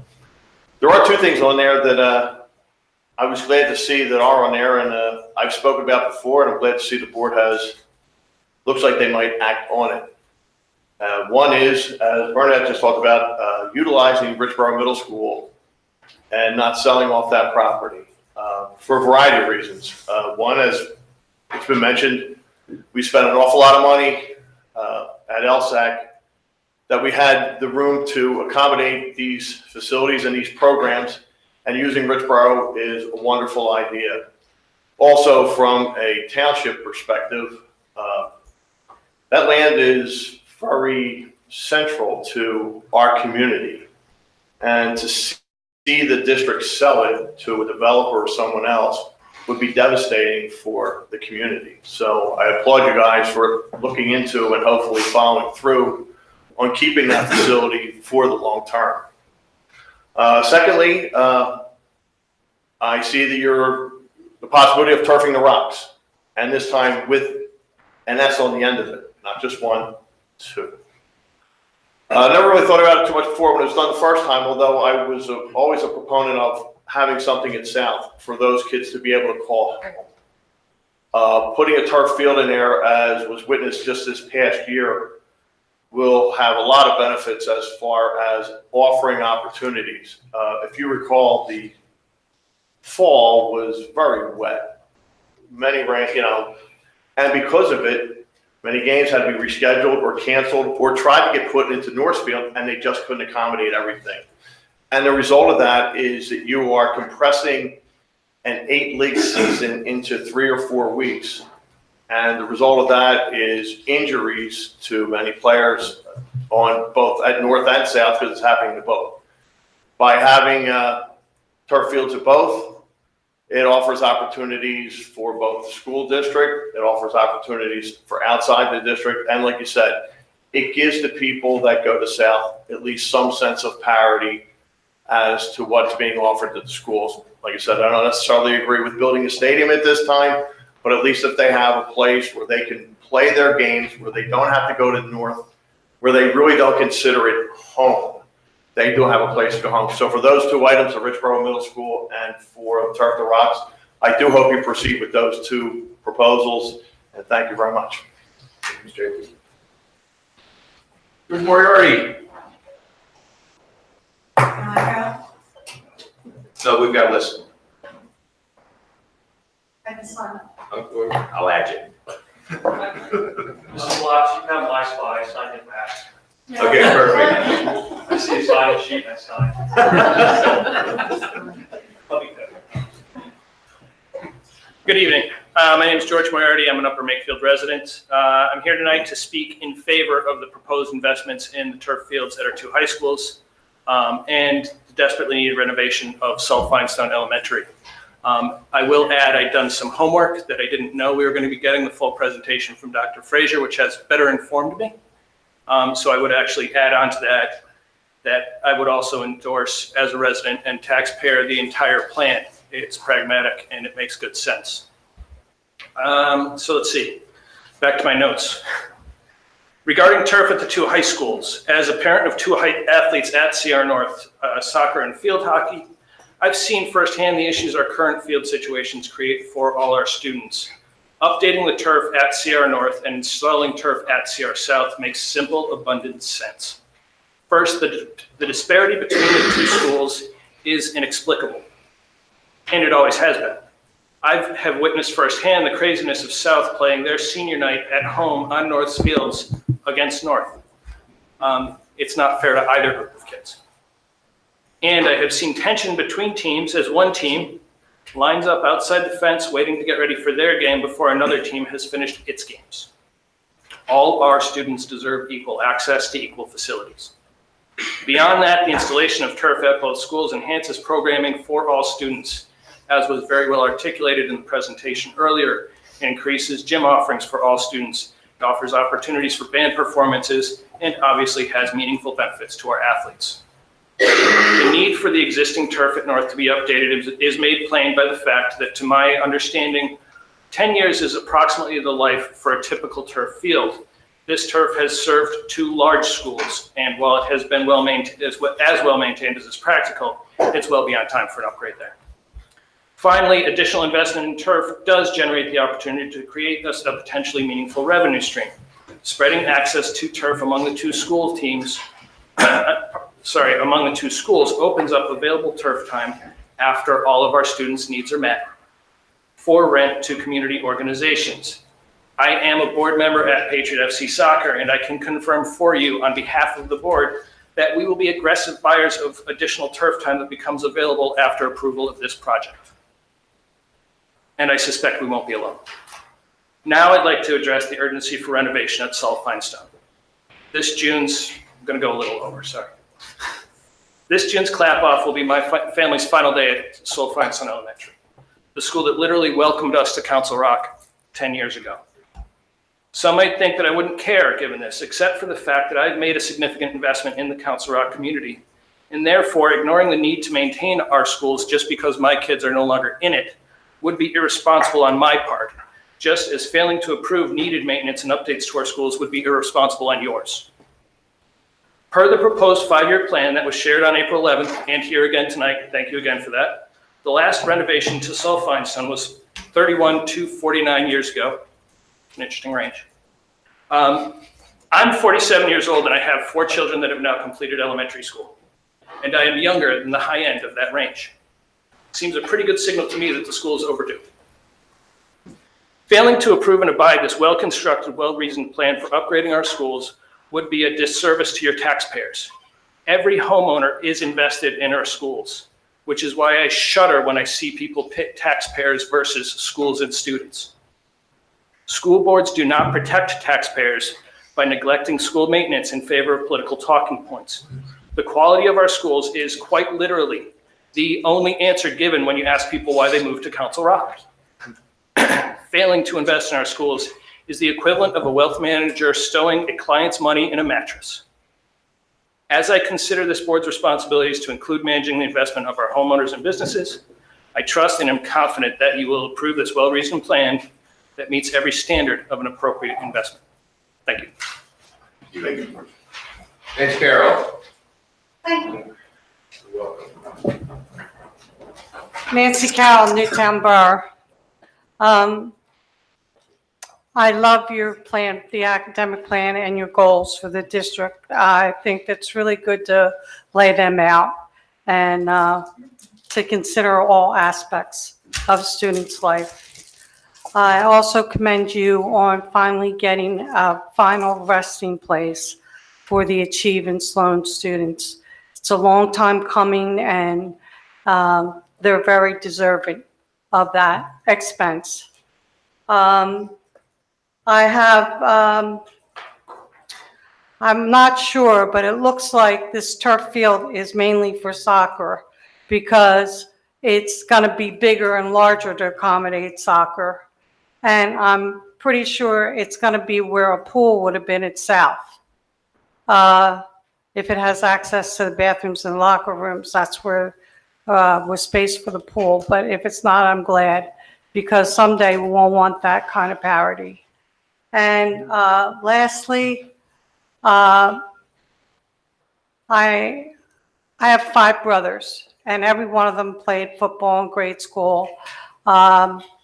One scholarship to high school and college, one soccer scholarship to high school and coached and refereed, and 2 of them were runners. And my brother, that's a runner, he'll be 75 April 29th, he's still running. It's a lifelong sport, and none of this includes any tracks for the middle schools. And track is something that the community can use without getting a permit. They can walk around the track, they can run around the track. And I believe that our schools belong to the community, and that track would be something that we should do. And I don't see that in the 5-year plan. I really wish you'd go back to the drawing board and see if we can get tracks at the middle schools. Thank you very much. Thank you, Nancy Carroll. So let me just speak to a couple of those pieces. Nancy, you, in terms of the placement of this field that we're proposing, it is not. I just want to be, I was nodding to you, and I think you were getting that. But we are not disrupting the area where the natatorium long ago was proposed. So should there be a future desire to place that pool over there south, Mr. Taylor has always been very careful and very intentional about valuing that space and preserving that space. Yeah. And from a sports standpoint, I don't know that I can rattle them all off, but soccer, certainly, lacrosse, certainly, field hockey, right, Dr. Elliott? Field hockey. And then, of course, you know, even our football teams can practice on there, and the marching band, and as well as our phys ed classes. So it will see significant use, both curricularly and extracurricularly. All right. Fran Rafter.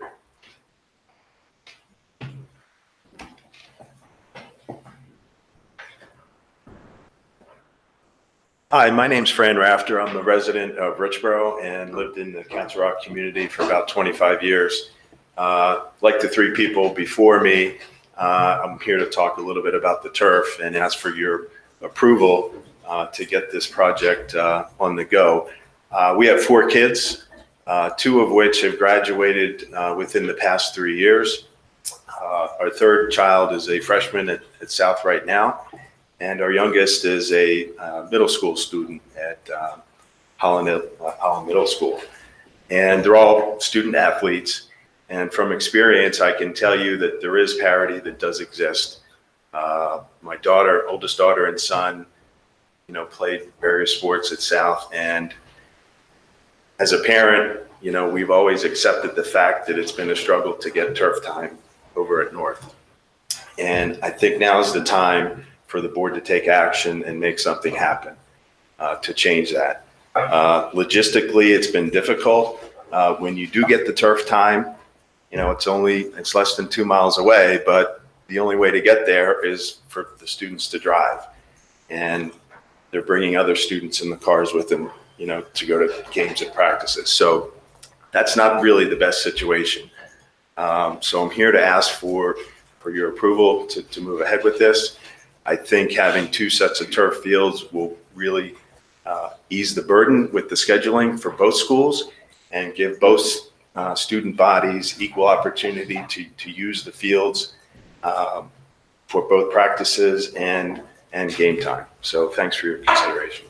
Thank you. John McGinley.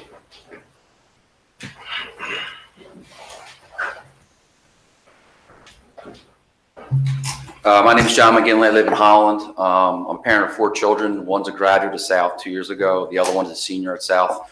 I, like Fran, have a freshman at South, and I have a 3rd grader. I'm also a teacher and a coach in a different district, so I have a lot of experience with athletics in many ways. And first of all, in terms of the schools, as a teacher, I'll just say in terms of the air conditioning, it is essential. When you get early August or late August and early June, it's really difficult as a teacher for those kids to be productive. In terms of the turf field, which is kind of more I want to talk about, my daughters played field hockey, and for 2 years or 3-4 years, whatever it was, they had to go to North, and their coach really pushed to go to North, and they practiced at North, and they played at North, but that required them going over there. They didn't have the opportunity to go outside after school every day and practice. Their coach did a great job, and I give a tremendous amount of credit for pushing it, but it wasn't their field. They were visitors. Again, and I'm not blaming the school there, but it just wasn't the same for them. As we've talked before about Turf the Rocks, I've been here since 2001, and I was all excited about Turf the Rocks, and as we all know, it became one and stopped.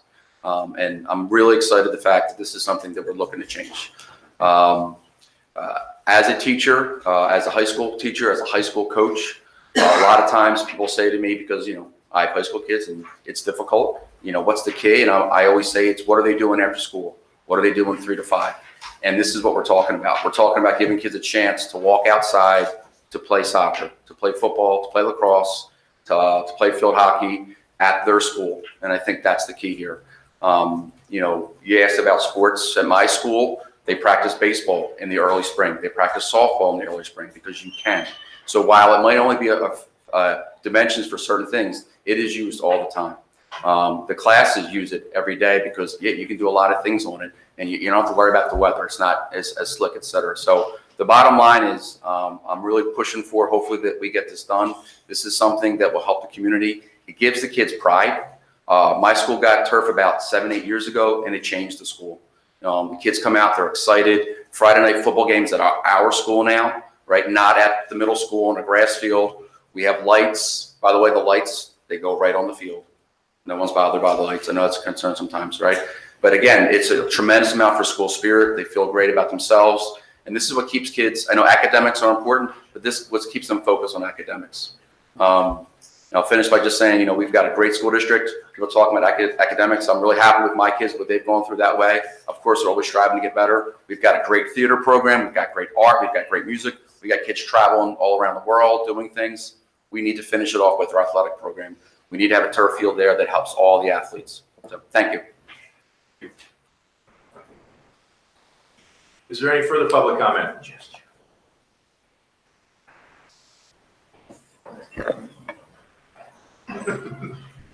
As you come up, please state your name and where you're from. You can line up on the wall there.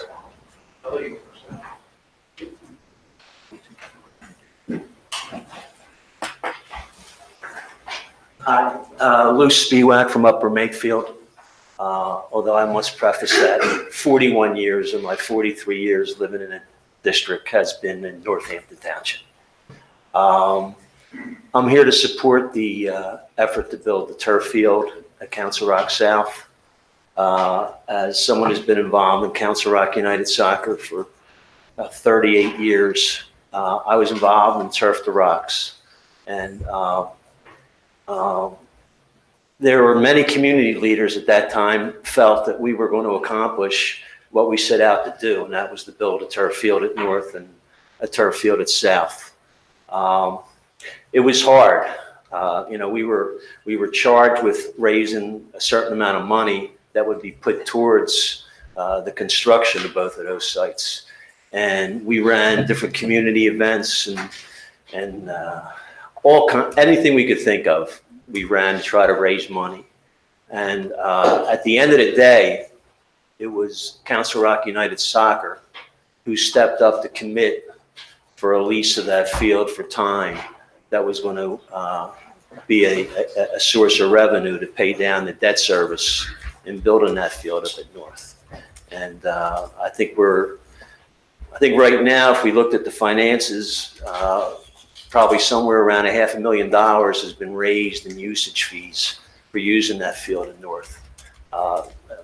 I think that's tremendous, and that's something that I'm very proud of.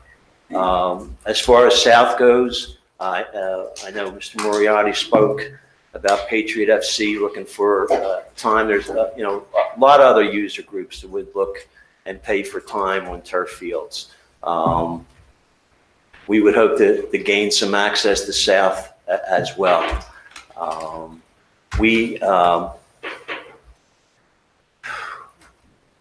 It'd be a tremendous asset. I know John spoke a little bit of the parity in the township, in the school district, as far as something that's available at North to the high school kids and not available at South. And I agree with him 100%. I see a lot of these kids, and I've coached a lot of these kids, and I think it's time. I think you'll all be proud of yourselves if you vote yes for building. You'll look back at this and you'll be proud of yourself for voting yes. Thank you. Thank you. State your name and where you're from, please. Good evening. My name's Tim Vickery Jr. I have one junior at South and one freshman at South right now. Both boys play lacrosse and both. I'm sorry, what town are you from?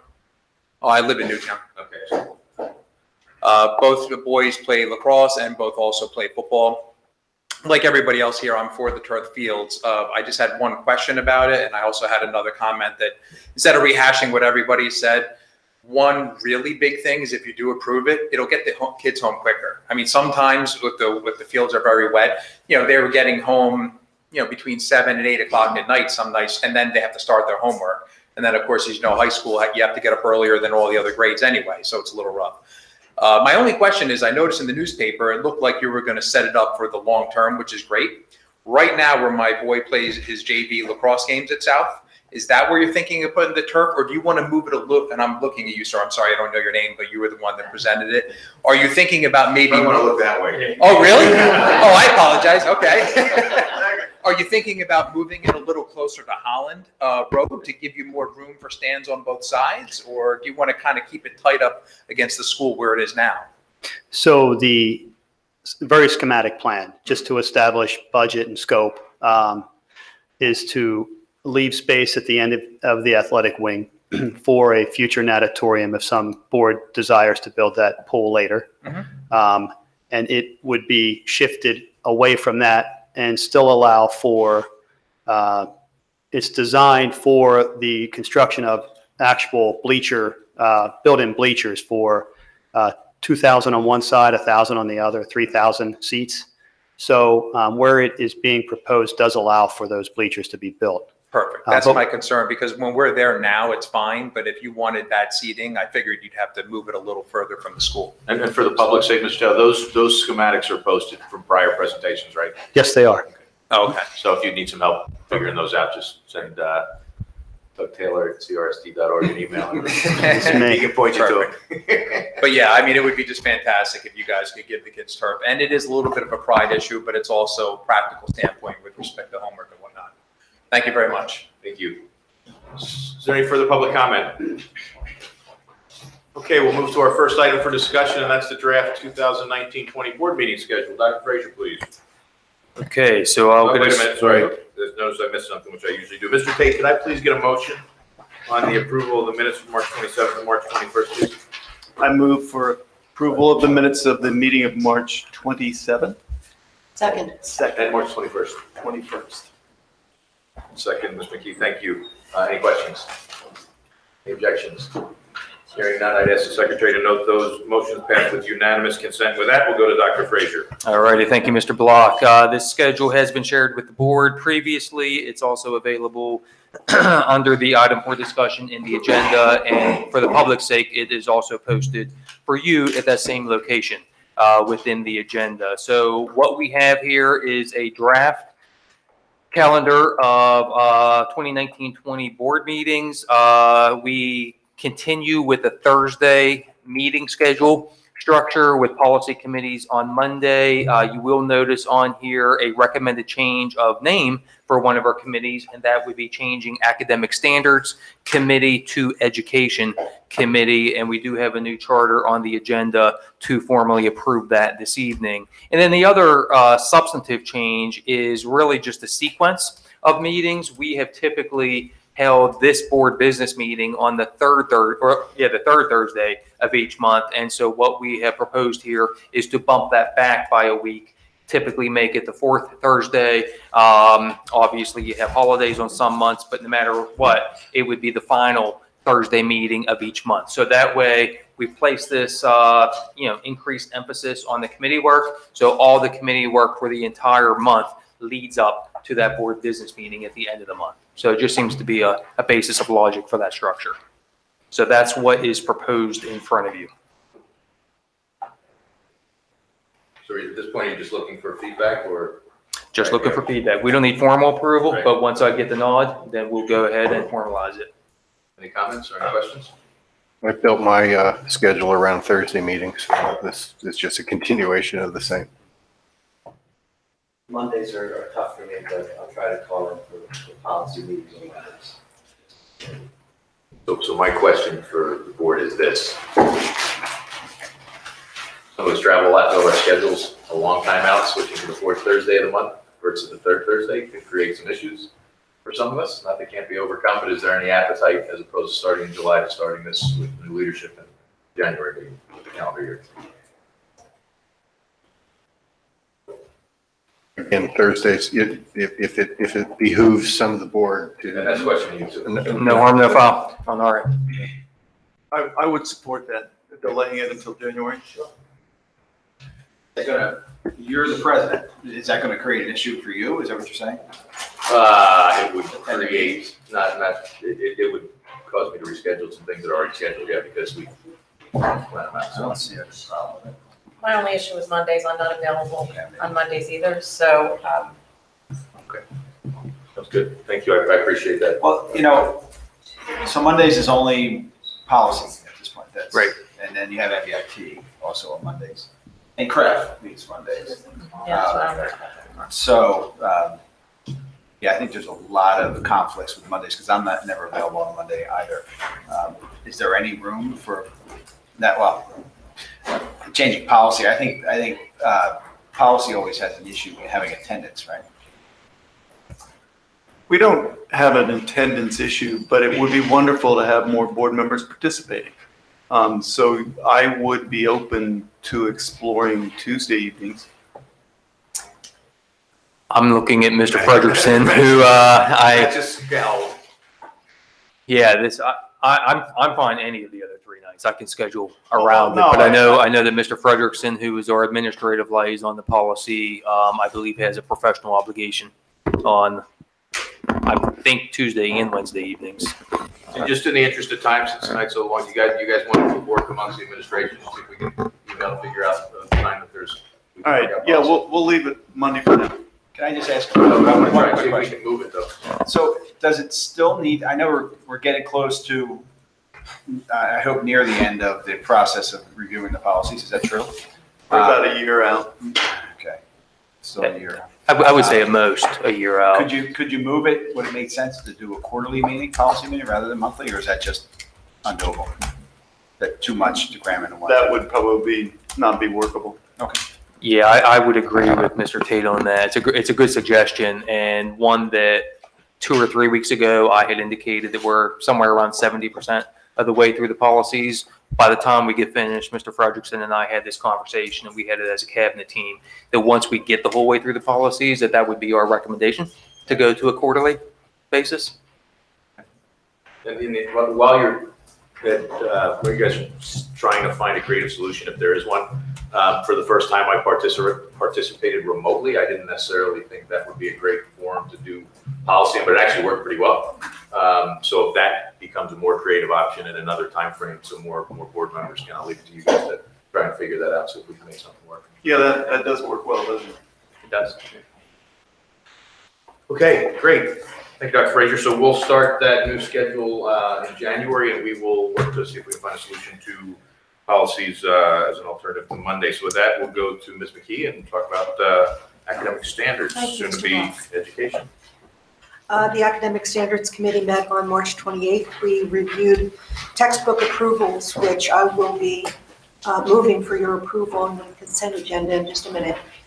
We also had a presentation by the elementary and middle school technology integration specialists. They updated us on year 2 of the 3-year technology plan. In addition, on April 8th, the joint academic standards PTO advisory council meeting took place. At the start of the meeting, Dr. Frazier provided us with an overview of the draft district strategic plan, which he previously referenced tonight. After that, parents had the opportunity to ask questions of 2 different panels, one elementary, one secondary. And our panelists included teachers and counselors, curriculum coordinators, building principals, administrators, and I just want to extend my thanks to everyone who gave their time and shared their talents with us that night, and a great appreciation to the parents who contributed to that important discussion. A recap of all of the questions and answers which occurred during that meeting, along with the presentations from our March 28th meeting, can be found on the Academic Standards Committee website. Our next Academic Standards Committee meeting will be on May 23rd. I tried to use the term Academic Standards Committee as often as I could, as it is being retired tonight. Having concluded my report, I move to approve the consent agenda items B through E as contained in this agenda. Second. Thank you, Dr. Thorwood. Any questions? Objections? Hearing none, I would ask that the secretary note that motion passed with unanimous consent, and we'll move to that. Thank you. Dr. Frazier, do you wish to speak to this item? It is renaming the charter. I'm sorry, yeah, I'd be happy to. I got logged off of my machine, so my apologies. Yeah, I think the idea behind this is simply that academic standards has had a nice run in the district, but that's a fairly narrow band of what we do within the realm of teaching and learning. So stealing a little bit from several other school districts that call it education committee, which is just a little bit more broad-based and all-encompassing of what we talk about and deliberate and ultimately make decisions on. In that committee, education committee is probably a little bit more accurate description. Thank you, and more inclusive, I appreciate that.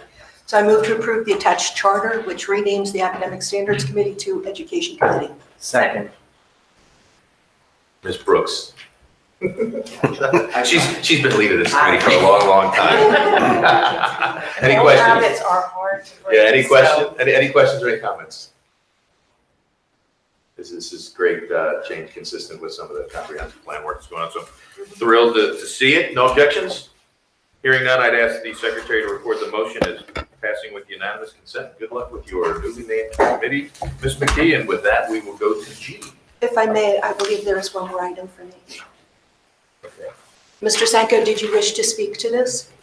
If there are any questions, I'm happy to answer them.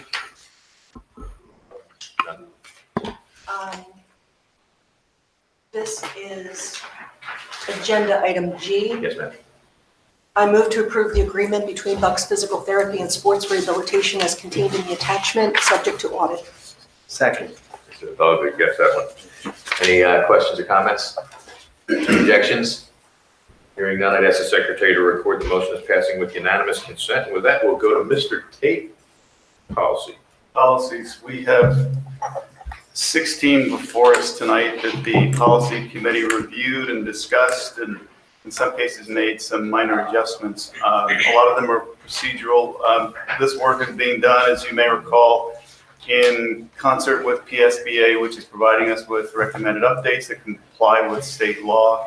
We make some adjustments to correspond to the current practice in Council Rock. A lot of these policies tonight, there are 16, are basic procedural policies. 2 of them we discussed at length. Unlawful harassment. We discussed there's a well-defined and very thorough and wise reporting process.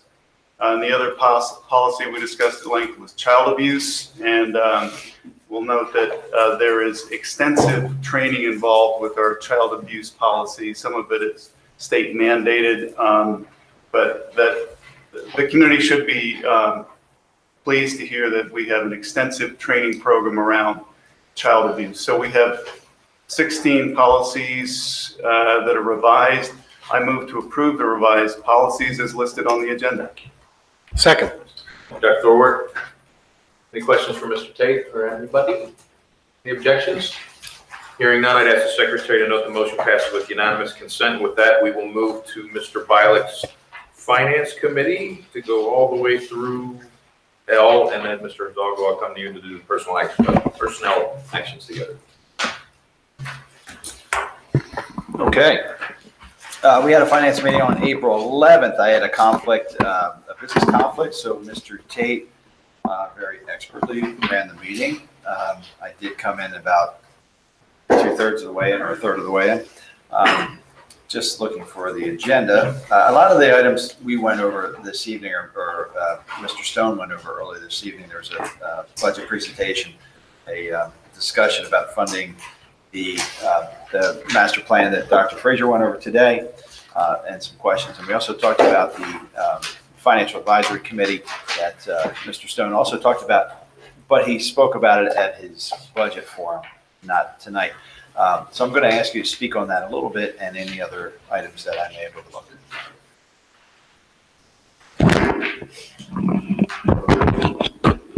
So in addition to the normal action items before the board, financial statements, tax exonerations, et cetera, we have 3 bids for approval on the consent agenda that we discussed at the Finance Committee meeting. These are our typical supply bids. We do these annually. They are for art supplies, technology education supplies, and science supplies. They are pretty straightforward.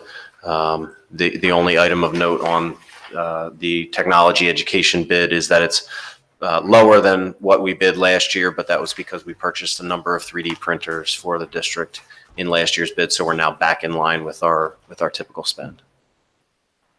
Regarding the Financial Advisory Committee, which I did discuss in more detail at our budget forum, this is a board-appointed citizen committee that will be supported by Council Rock administrators, Dr. Frazier, myself, some of the cabinet members.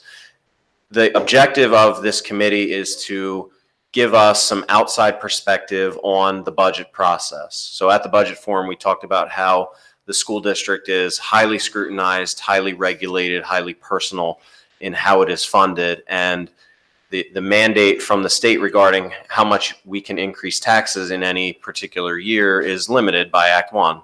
This year coming up 2.3%. So the days of being able to raise taxes commensurate with what you needed for expenditures are gone. So there needs to be more forward planning and more thoughtful planning around the budget process.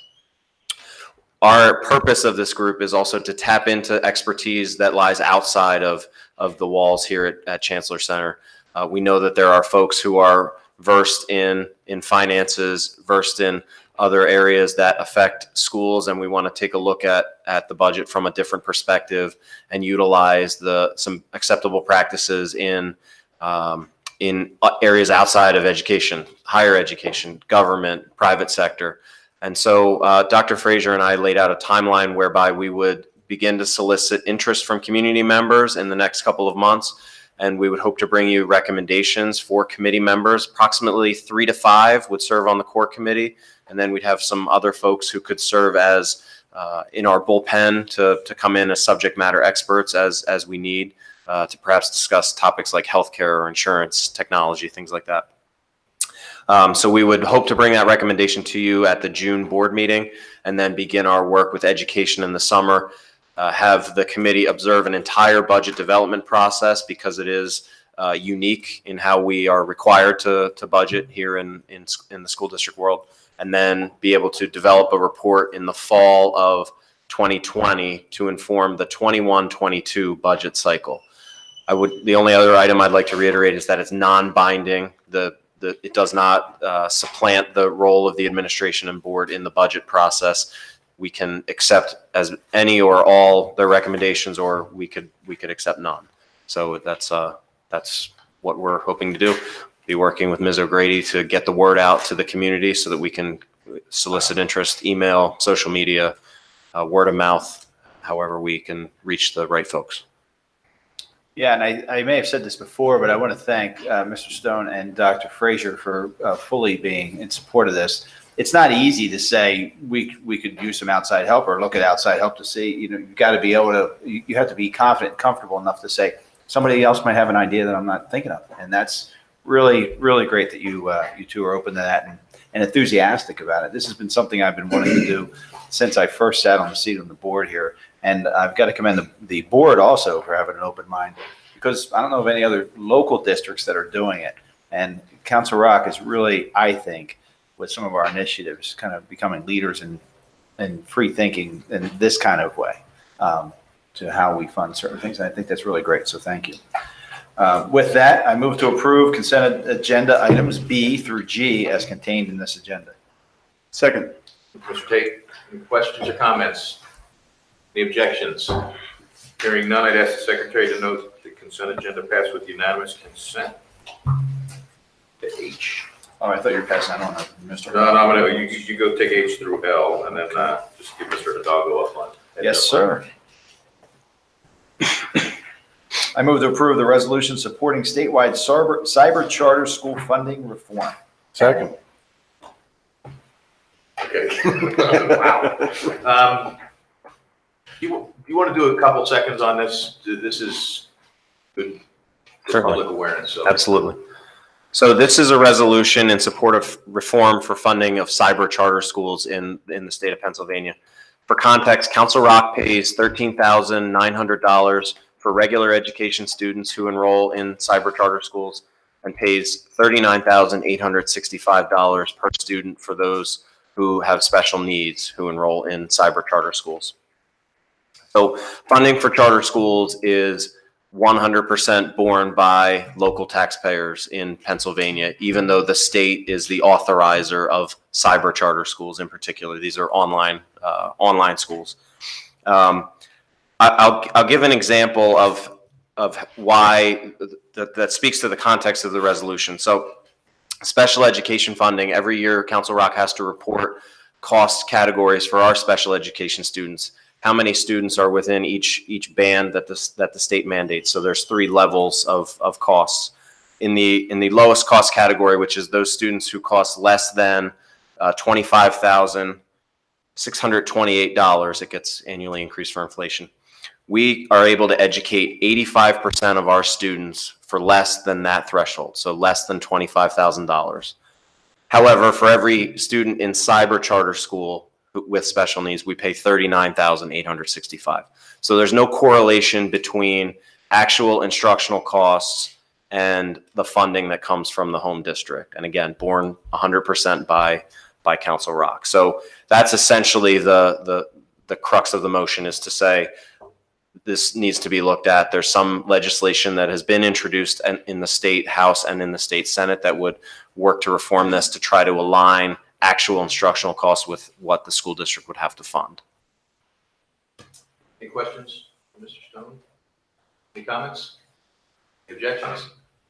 Hearing none, I'd ask the secretary to note that the motion passes with unanimous consent. We'll move to I. I move to authorize the expenditures of the Middle Bucks Institute of Technology General Program for the period July 1, 2019 to June 30, 2020 as set forth in the submitted budget proposal. Second.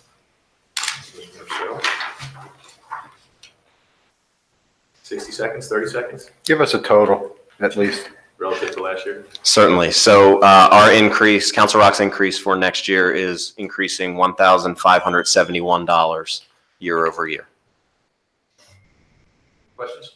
Yeah, for Kristen and Mary Ann, what was the discussion and the vote? Was it a unanimous vote at MBIT to approve the budget? It was. So, Any other questions? Any objections? Hearing none, I'd ask the secretary to note the motion passed with unanimous consent, and we will go to J. I move to authorize the board treasurer to release the May 2019 vendor payments on Friday, May 17th, 2019 for amounts owing and on obligations previously approved by the board and the prompt payment of which is to the district's advantage. Second. Oh, I need a second, I'm sorry. Second. Take second. So this recommendation is somewhat unusual. At the beginning of the year, we publish a vendor payment schedule that is based on releasing the payments after the board meeting. So after tonight's meeting, we will release the April checks. Our May meeting, as everyone knows, was rescheduled to May 30th.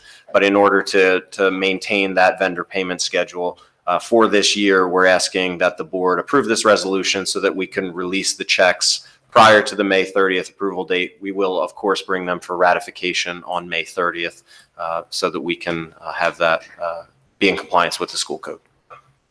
Any questions for Mr. Stone? Any objections? Hearing none, I'd ask the secretary to note that that motion passes with unanimous consent. We'll move to K.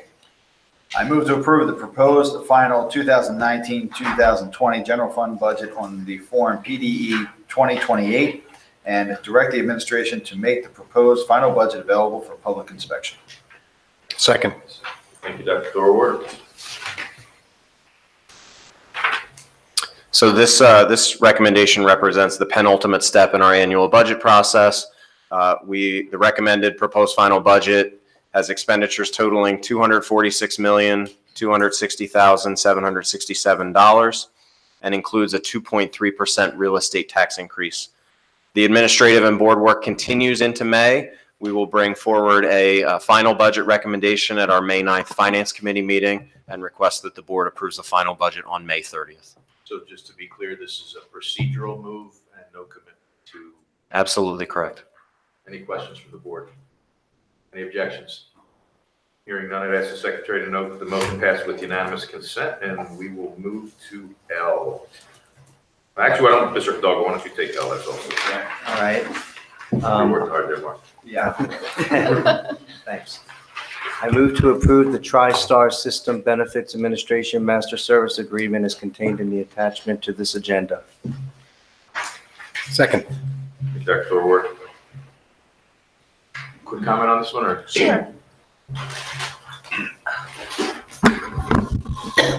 This is a contract to work with a new vendor for our flexible spending accounts for medical and dependent flexible spending. Security Benefit had been the provider for many years here in Council Rock. We did get notice in the winter that they would no longer provide this service, that they were stepping away from offering this, not only to Council Rock, but to other districts as well.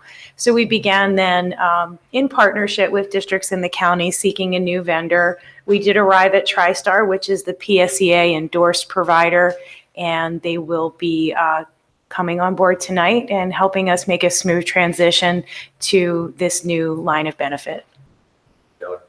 Any questions? Any objections? Hearing none, I'd ask the secretary to note the motion passed with unanimous consent. And Mr. Hidalgo, if you can take M and N together, please, that would be great. Sure, thank you. I move to approve the personnel actions as contained in the attachment to items M and N of this agenda. Second. Thank you, Ms. Marcel. Any questions for Ms. Eller? I'll just note, no questions, I'll just make a note, and I'll look to Mr. Stone and Dr. Frazier. What part of what's in here, I do read these, is the reorg of the transportation department, and you're bringing on some additional staff at a cost savings over what you had originally planned. They look like high dollar figures. They're less than bringing in another administrator. And I'm looking forward to see what these folks can do for our transportation department moving forward.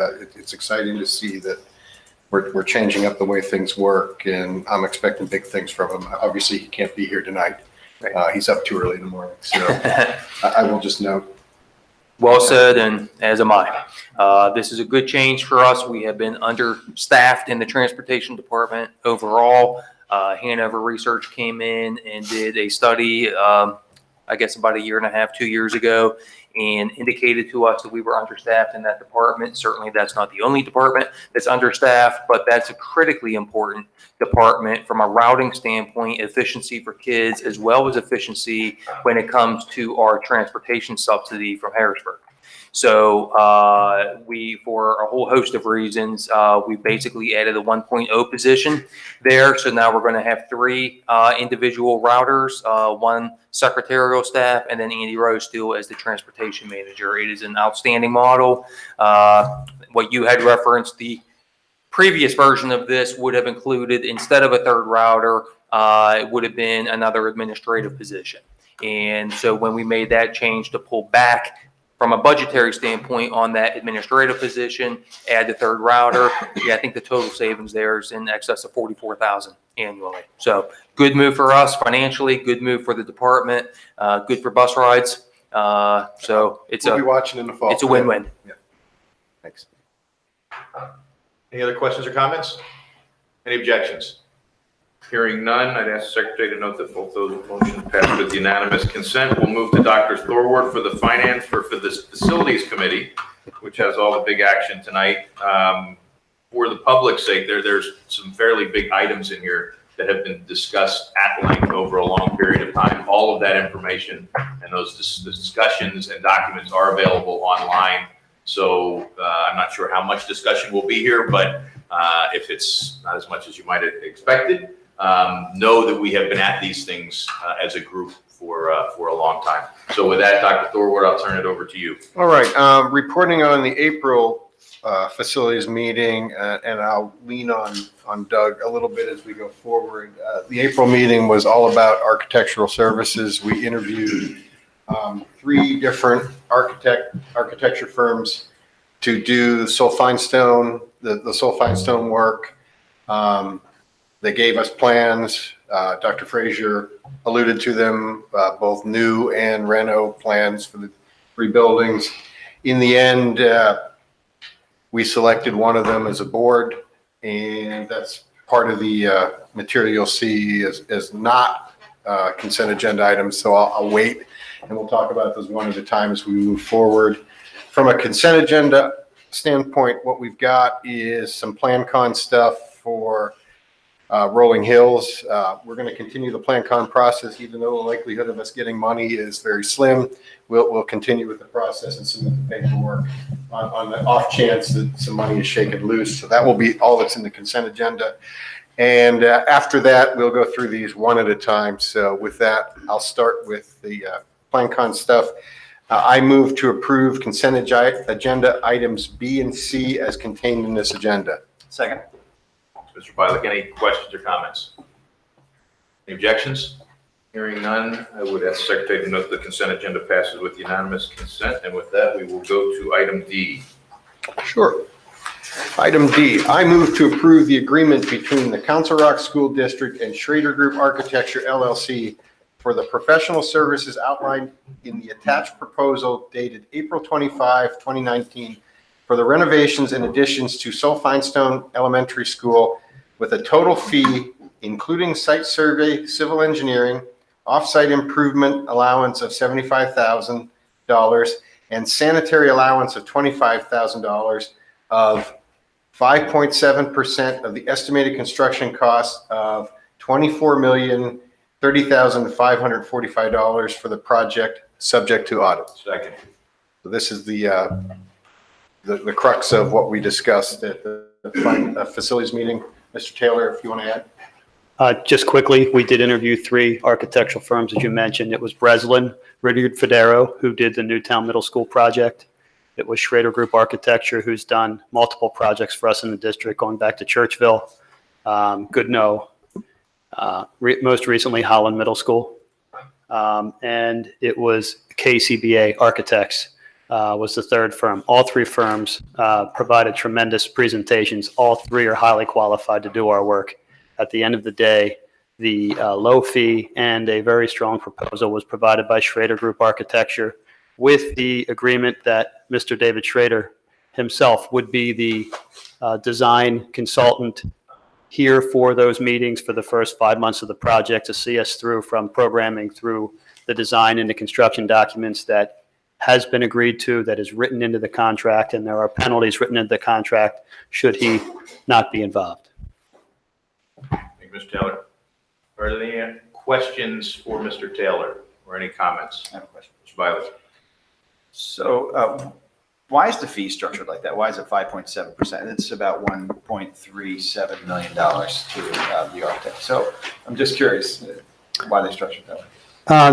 Architects' fees are generally a percentage of the construction cost, and if the costs are, it's a profession that frankly is punished if they do a real good job and bring a project in under budget, because their fees based on the project cost. So if, as a team, we bring it in less than the $24,000, their fee will be less. If it's more than, if we bid alternates and we document 5 classrooms and we put the classrooms on, or if there's other things that we want to consider, they're paid to prepare those documents based on the percentage of what the cost would be. So they're compensated according to the scope of work. But generally, it's not a lump sum fee, it's a percentage fee in that industry. I'm sure this was discussed during the interviews, but what's the range? The range was on this project 5.7 to, they're in the letter. That's okay. That's in here. I was just curious. 8.5, I believe, something like that. I don't remember the percentage, but I believe Schrader Group certainly was the lowest. The next, if I recall the gap, it was about $300,000. Almost $300,000 difference And between then the the two. top one was above that. I don't recall what it was. Right. Thank you. And a fair comment to Mark asked a really good question there. But you also answered relative to their incentive. We've used 2 of these architects before. Both have delivered on time and under budget. That's correct. For us, so their incentive really to deliver under budget is to get more work out. So. And I will state that the third architect, the firm that we interviewed, while we haven't used, was highly qualified and did a tremendous job for it. It came down to some of these other factors in terms of. Any other questions or comments? Any objections? Hearing none, I would ask the secretary to note that this motion passes with unanimous consent. Look forward to another successful project, Mr. Taylor. And with that, we'll move to E. Yes. Right. Along with an architect, we need construction management. So with that, I move to approve the agreement between the Council Rock School District and DeHuey Engineering Incorporated for the professional services outlined in the attached proposal dated April 25th, 2019 for the renovations and additions to Solfeinstone Elementary School with a total not to exceed fee of $971,500 subject to audit. Second. Thank you, Mr. Tate. I apologize, board. I should have taken those together, and I will do that the next 2. Any comments or questions? Any objections? Hearing none, I'd ask the secretary to note that E passes with unanimous consent. And Dr. Stewart, if you take F and G together, please. Sure. They're kind of long, so bear with me. I moved, and these are for the Achieve Sloan Twilight programs that we discussed at the beginning of this meeting that Dr. Frazier handled. I move to approve the agreement between the Council Rock School District and Breslin Riddier Federo Architects for the professional services outlined in the attached proposal dated April 15th, 2019 for the new Achieve Sloan Twilight project with a total fee including site survey, civil engineering, off-site improvements allowance of $60,000 and sanitary allowance of $8,000 of 7.5% of the estimated construction cost of $10,210,000 for the project, subject to audit.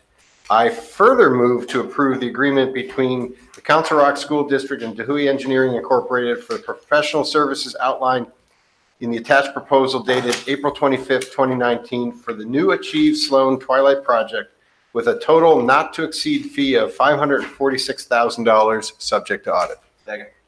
Thank you, Mr. Boyle. You're doing a lot of work tonight, Dr. Brewer. It's okay. It was a busy Are week. there any questions or comments? Mr. Hidalgo, please. Yeah, I would just want to say that I appreciate that we're doing this. It was kind of done during a spring break vacation that it was presented, and I was happy to come back to see that we're taking care of that with the freestanding facility, that population. And my hope is when this is all done, that we will still be able to hold on to the full property at Richboro Middle School. Whatever happens to that building in the future, the existing structure, I hope we can keep it. Any other questions or comments? No, I just want to say that I really appreciate the creative thinking on this. I, for one, was of the mindset that the best possibility for the future of this program was with a commercial real estate acquisition. I thought there would be something out there. I thought that would be financially advantageous to us and beneficial to those students.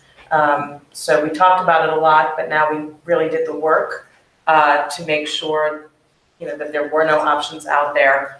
And I'm very much in favor of keeping Richboro Middle School in the district. I'm not a fan of selling it, but I really struggled with housing the program itself within that facility because the program itself is significantly smaller than what the capacity of that building was. So the cost to renovate the school to prepare it properly for those students would have been exorbitant because there was extra space. And I'm sure we would have found useful purpose for it, but in the immediate need, it didn't feel fiscally responsible. I did not come up with the thought of coming up, building something on that property, which is centrally located. I mean, it's a great addition to that community. So I think that it is, creative, it's forward thinking. We'll now be able to design it in a way to let it include things beyond what we are limited to right now. And so for me, this is a very exciting project to approve. Speaks volumes to our dedication to all students in our district. So I want to thank the administration for the hard work and thinking on this. I think it's a great move. Any other comments? Yeah, everything Denise just said is exactly what I was going to say. There are periods of time where I was concerned about the progress of this project, but thankfully, our impending timeline of having to leave that property really drove this. But I think it is really good that we did the due diligence to reach out to look at other areas. We did hire a commercial real estate agent, and they scanned the district to see what was available. And as you heard, there was nothing really available for us. I think there was one property that was likable to the district, but it was not for sale, and it was fully leased. So those two things kind of make it difficult. But I think every stone was turned, right? Looking for it. Except that one over there. And the last proposal we had for that property was about $22 million, which scared the heck out of me. I will say that I'd like to see that property sold to the right user. I don't want townhouses or homes or things like that, but I don't think that it's necessarily something the district should hold on to, because I do get concerned about what future boards will do to that property, and that may be expensive. But I think this is great. This is a group of individuals that we must take care of, and we must do the right thing with it. And the Achieve program, the Sloan program, the Twilight program are excellent programs, and we should support it, and we are. And I'm really excited to see the design on this. Really looking forward to it. Thank you. Any other comments? Just real quick, if you would. Actually had the pleasure yesterday with Mrs. Marcel touring LSAC, and I guess it's easy, as the newest board member, to sit here and just go along and read and you hope that you're making the right decision along with your colleagues. But when you see firsthand, what our kids, the way they're living, so to speak, over there, and putting everything in perspective, what Doug's group has done to bring this to the forefront, it's just tremendous work. I mean, really, when it's all said and done. Not to keep chiming down the same road that everybody else has said, but it's important for me, for 5 years from now, and 10 years we've been working on trying to get to this point, obviously, to get somewhere and have clear direction. It's really a fantastic moment. Congratulations. Can I just say one more thing before we vote about LSAC, because we heard conversation about the lease and it's very expensive and there's space we didn't use. And all of that is true, I think. I mean, I've been in that building, it's in disrepair and things, but LSAC's been a very good partner. And I don't want to glaze over that. They're a great asset to our community. And the fact that we're basically on a very short-term lease at this point, I think, right? And they've, as I said, have been very accommodating and a very good partner, and we should not gloss over that. The one comment I wanted to make is this conversation became more than just about facilities, especially given the number of new board members that we have. And I'm glad that it forced that conversation, because what it did was it better educated some of those newer board members and really all of us who, hadn't really understood everything. So for me, that was a really great process. But what it also did is it reinforced how important this is to our community and provides for a long-term commitment for us that Ms. Heenan talked about, that she started, and hopefully this thing passes and it'll be a continuation of that legacy for a long, long time to come. So any other comments or questions before any objections? With that, I'd ask the secretary to note that those motions pass with unanimous consent, and we will get to H. Dr. Thorwart, please. Sure. This is the one for the turf field.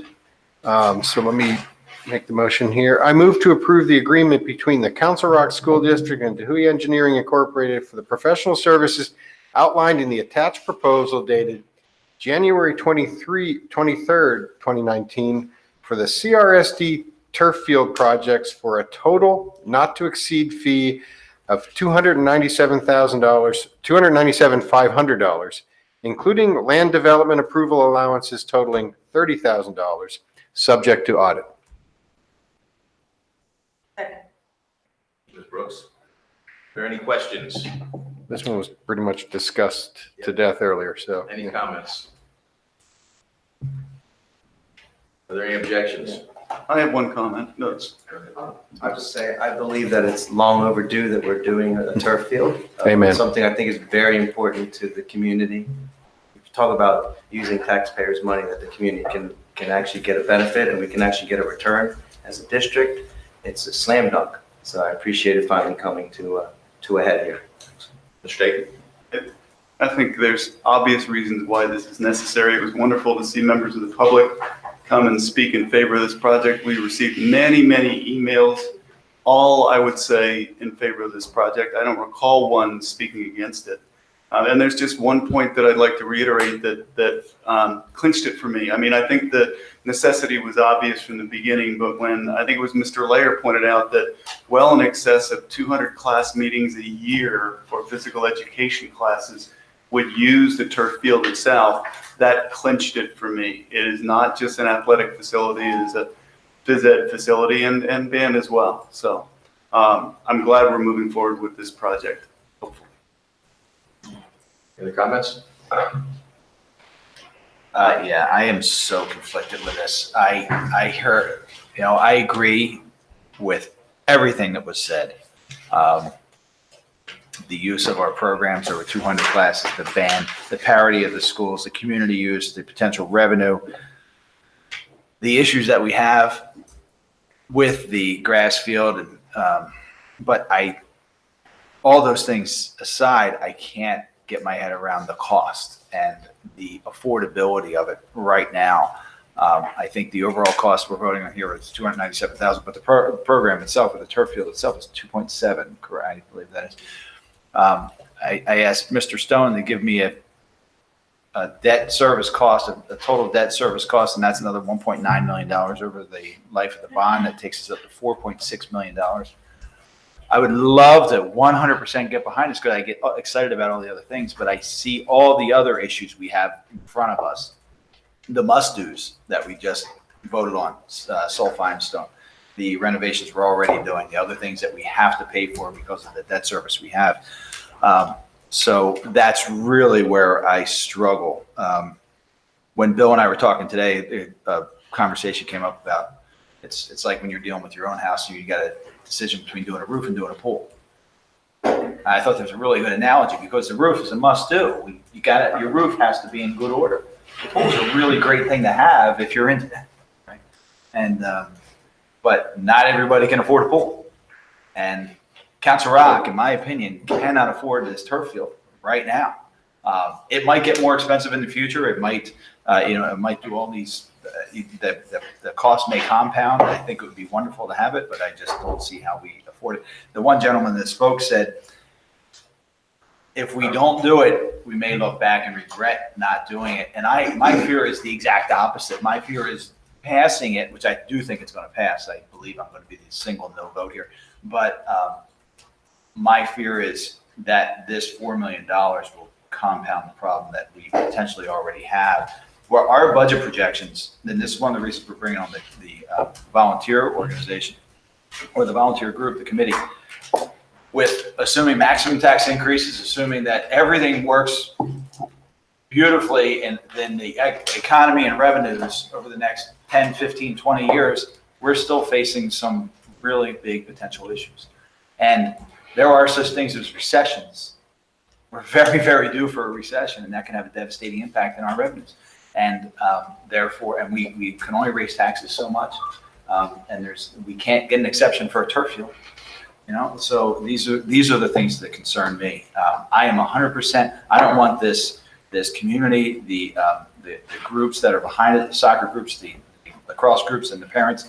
I'm with you 100%, but I have to find a way to afford it. I would like more time spent on this personally to be able to get my head around it a little bit more, because I don't want to speak for the administration, but I think if we said to the administration, we have $4 million that we can put into programs, what would you want to do? I'm not sure if turf would be the answer, and I'm not going to put you on the spot for that, Dr. Frazier. Thank you. But if that was the desire of the board, then maybe it's a bigger issue. And if it is affordable and my concerns are not valid, we didn't do. Nancy Carroll talked about tracks. We dismissed tracks at the middle schools. And that's over 480 kids that run track, that now we don't have tracks at the middle schools. We also jettisoned the tennis courts at the middle schools when we were doing those programs. And there's a lot of kids who play tennis. So if it's affordable for the individuals that could benefit from the turf, why aren't we also including and looking at these other programs? And I know that's kind of conflicting what I just said, but if it is truly affordable and I'm missing the mark, why aren't we looking at these programs too? So there are the things that I struggle with in this process. The $4.6 million that we're adding to our drag, and I honestly don't know how we're going to pay for it. I just don't. If everything's perfect for the next 20 years, for the next 30 years of this bond deal, I still think we struggle.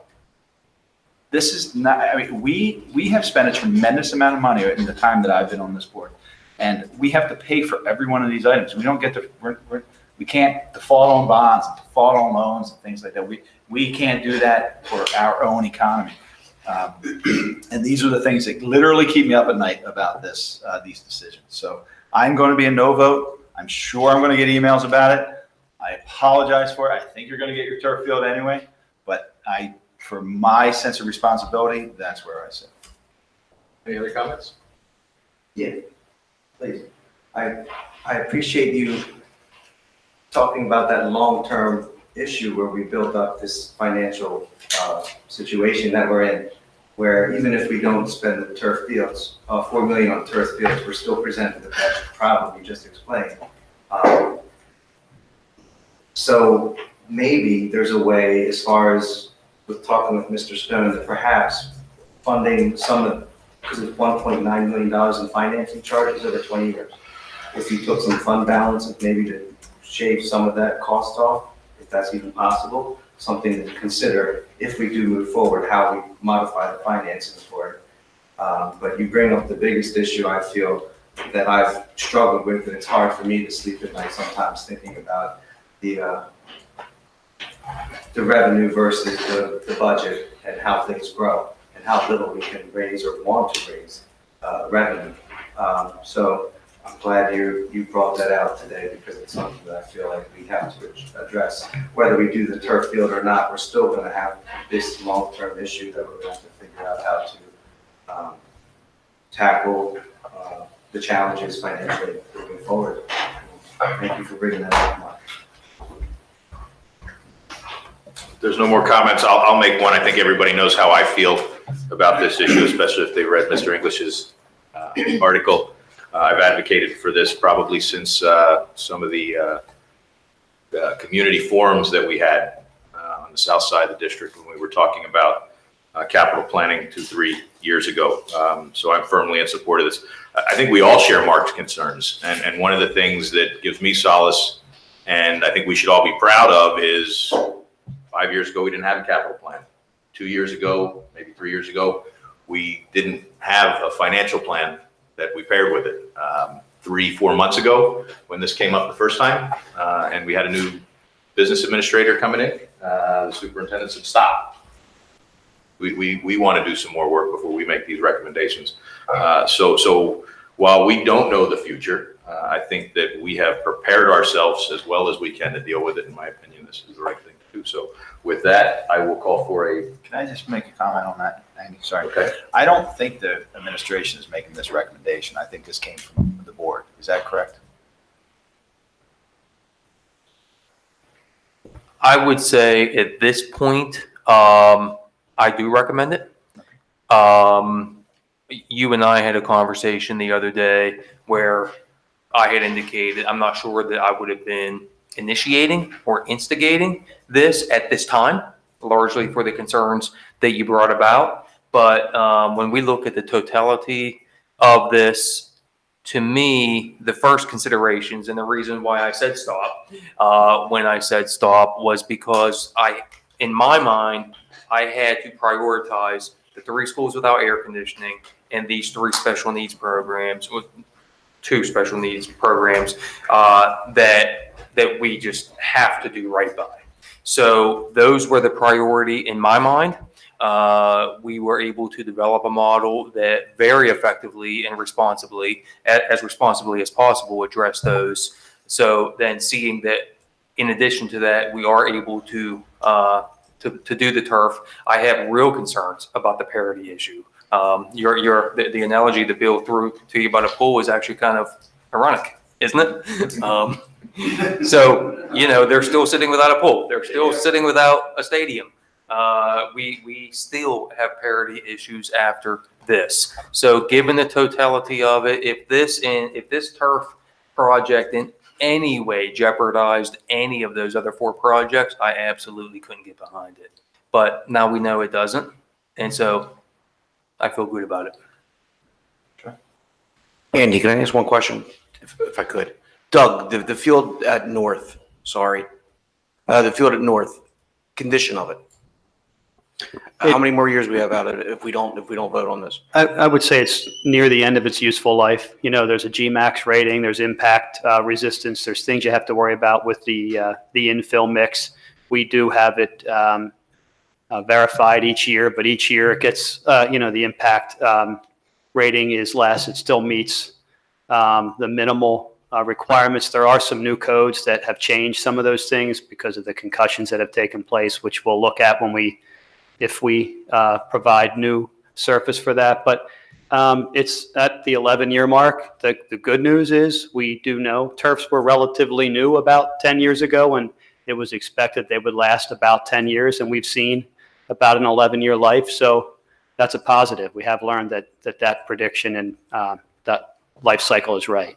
Mr. Chair, we get some benefits from doing them together as well, right? We're going to document those together in hopes that, if anything, I don't think you'll get a mobilization benefit because they're 2 separate sites, but hopefully a product benefit. And we'll also look at the south track in terms of any minimal crack repairs and potential restriping, at least an alternate, so that we're, addressing both projects at the same time. Can I just do a follow-up, please? Yep. So near the end, I'm not going to put you on a hot seat for that. If we don't act on this in the near future, will you condemn it then? That it won't be used at all? I don't think it would be condemned unless the company came out and tested it, but the effectiveness of the field, the playability of the field, all those things are challenged. I would say that the field should be replaced next year at the latest, regardless of what we do today. I think we've also put this off at least 1 year, right? We have. So this is the 1 year Next year, it needs to be replaced. It would be 12 years, and it is definitely tired. So. So, I mean, safety is a big deal with me with the kids. I mean, safety first. I'm a softball guy, sorry, soccer guys, but, you know, we always talk about fundamentals and safety. Whether we act on this today or push it down the line. You know, I look at this like the railing at North. You waited a couple of years and now it's an issue. Any other questions, comments? With that, can I have a roll call vote, please, Madam Secretary? Ed Tate, Yes. Mike Thorwald, Yes. Denise Brooks, Yes. Mary Ann McKee, Yes. Joseph Hidalgo, Yes. Christine Marcel, Yes. Ed Solomon, Yes. Andy Goff, Yes. Mark Fire. No. Motion passes 8-1. And if I could make a quick comment, there's a guy in the audience who spoke, Lou Spiewak. He's been honored in the community for a lot of different things, but this is something that he's been advocating for a long time. Started with the first one well before any of our times. And I would imagine that you're pretty happy tonight. And I would thank you, and I know the community does, for all the work that you did to get over the finish line. So look forward to it. Well done. Appreciate it. And with that, we will go to I. Okay. Start to go with. I is a little bit lengthy, but Another lengthy one. yes, I take pride in it, and Mr. Taylor should as well, because it's a credit to on time and under budget. This is a give back to us of the order of $150,000. So with that, I move to approve change order MC-001 for Borough Developers Incorporated, DBA Borough Construction, in the credit amount of $114,669.12 for unused material allowances for the new Newtown Middle School project. I further move to approve change order EC-001 for Brendan Stanton Incorporated, DBA BSI Electrical Contractors, in the additive amount of $13,165.64 for miscellaneous closeout items as listed in the change order for the new Newtown Middle School project. I further move to approve change order PC-001 for Apex Plumbing and Heating Incorporated in the credit amount of $29,251.02 for unused material allowances for the new Newtown Middle School project. Further, I move to approve change order EAC-001 for Plymouth Environmental Company Incorporated in the credit amount of $19,050 for unused material allowances for the new Newtown Middle School project. And lastly, I move to approve change order MC-006 for the Hartford Financial Services Group Incorporated in the credit amount of $3,625 to offset cleaning costs paid directly by CRSD for the Holland Middle School additions and renovations project. Second. And the total change orders approved tonight, just for the public, is a credit to us of $153,429.50. Good job, Doug. Well, Can we just note that Mr. Bialik seconded it? Could I please just say, the thanks also goes to Dewey Engineering for working hard to protect our monies on site, because the contractors would love to utilize all the material allowances and take that money home. But our team works very hard to keep everybody working on the same page, and we're all fair to one another. And it's a testament to the entire team. So thank you. Any other questions? Any objections? Hearing none, I'd ask the secretary to note the motion passed with unanimous consent. Dr. Thorwald, I'm going to do you a favor here since you've been working hard. I'm going to ask Mr. There's no motion required. Mr. Salomon to handle item number J, please. You owe me one, Mike. This is a no motion required. So I didn't even know. That's what I get for coming. So I'm done, right? Yeah, well, yeah. Thank you, Mr. Block. Thank you. Is there any old business? Is there any new business? The IU was inadvertently left off of tonight's agenda. Uh-oh, I apologize. Did I That's screw okay. that up too? Due to the lateness of the hour, I will not give my full report. I'll hold you in suspense until next month on some items. I did just want to talk about two legislative items that we discussed at the last meeting. One was Act 1 of 2019, which was signed by the governor a few weeks ago. It's the Public Employees Forfeiture Act. It's actually pretty incredible. The law makes offenses punishable by more than 5 years of imprisonment grounds for the forfeiture of a public or school employee pension benefit. So to date, you could have been in prison and still receive your pension. Now the law makes it, you forfeit your pension if you are in prison for 5 years or more. The legislation was approved by the House in a vote of 194 to 1, and in the Senate 44 to 0. So that was pretty good. And then the other thing I just wanted to talk about, there was discussion about House Bill 97, which is the sale and use of vaping products by minors. It amends the criminal code to make it an offense to sell nicotine products and electronic nicotine delivery systems to minors, and for minors to purchase or attempt to purchase these items. And it also makes it an offense to possess or use nicotine products or electronic nicotine delivery systems in a school, on a school bus, or on school property. So this measure passed the House 196 to 0 and is now being sent to the Senate. Folks, I apologize. Any other new business? Mr. Watt, we also forgot MBIT crash. The good news is that I don't have a craft report tonight, but congratulations to all the award grant winners. And then in terms of the MBIT, I think that we can roll that into next month because we talked about the budget and a number of other items. Excellent. Thank you. Thank you. Is there anything else that I missed? Fantastic. With that, then we will go to our, Mr. Solomon. No. Okay. In the motion required. We'll go to our second session of public comment if there is any.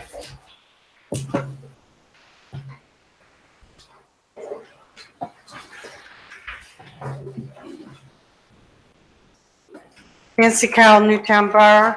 This is addendum to my public comment in the beginning of the meeting. The point that I'm trying to make is that track and swimming are lifelong sports, and that people can go into their 80s and 90s, you know, with those sports. And not only that, our special ed kids can do both of those sports. And there's many more kids on our track teams than there are on our football and basketball and other teams. And I really hate the fact that we're going to put a softball field on Holland Middle School, and that's where the track's going to go if we ever get one. So why spend that money? I don't care what it costs. Just put the track on now and you know, move it later. And the other thing, I'd like to add my public condolences to the Reberman family. You gave a long list of titles that he had. He was practically the security before we had security, but he was also a man who really cared about the kids, and he really cared about Council Rock. And he gave me one of the best compliments I ever got. He said that I was blue. I said, what do you mean? He said, blue runs through your veins because you're truly Council Rock.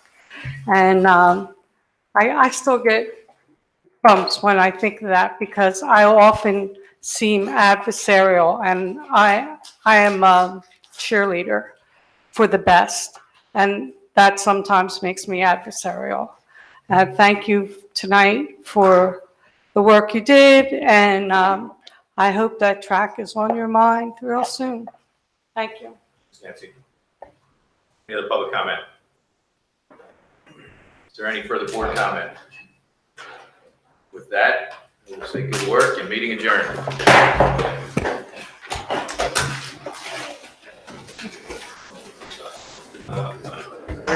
There's the last one. Yeah.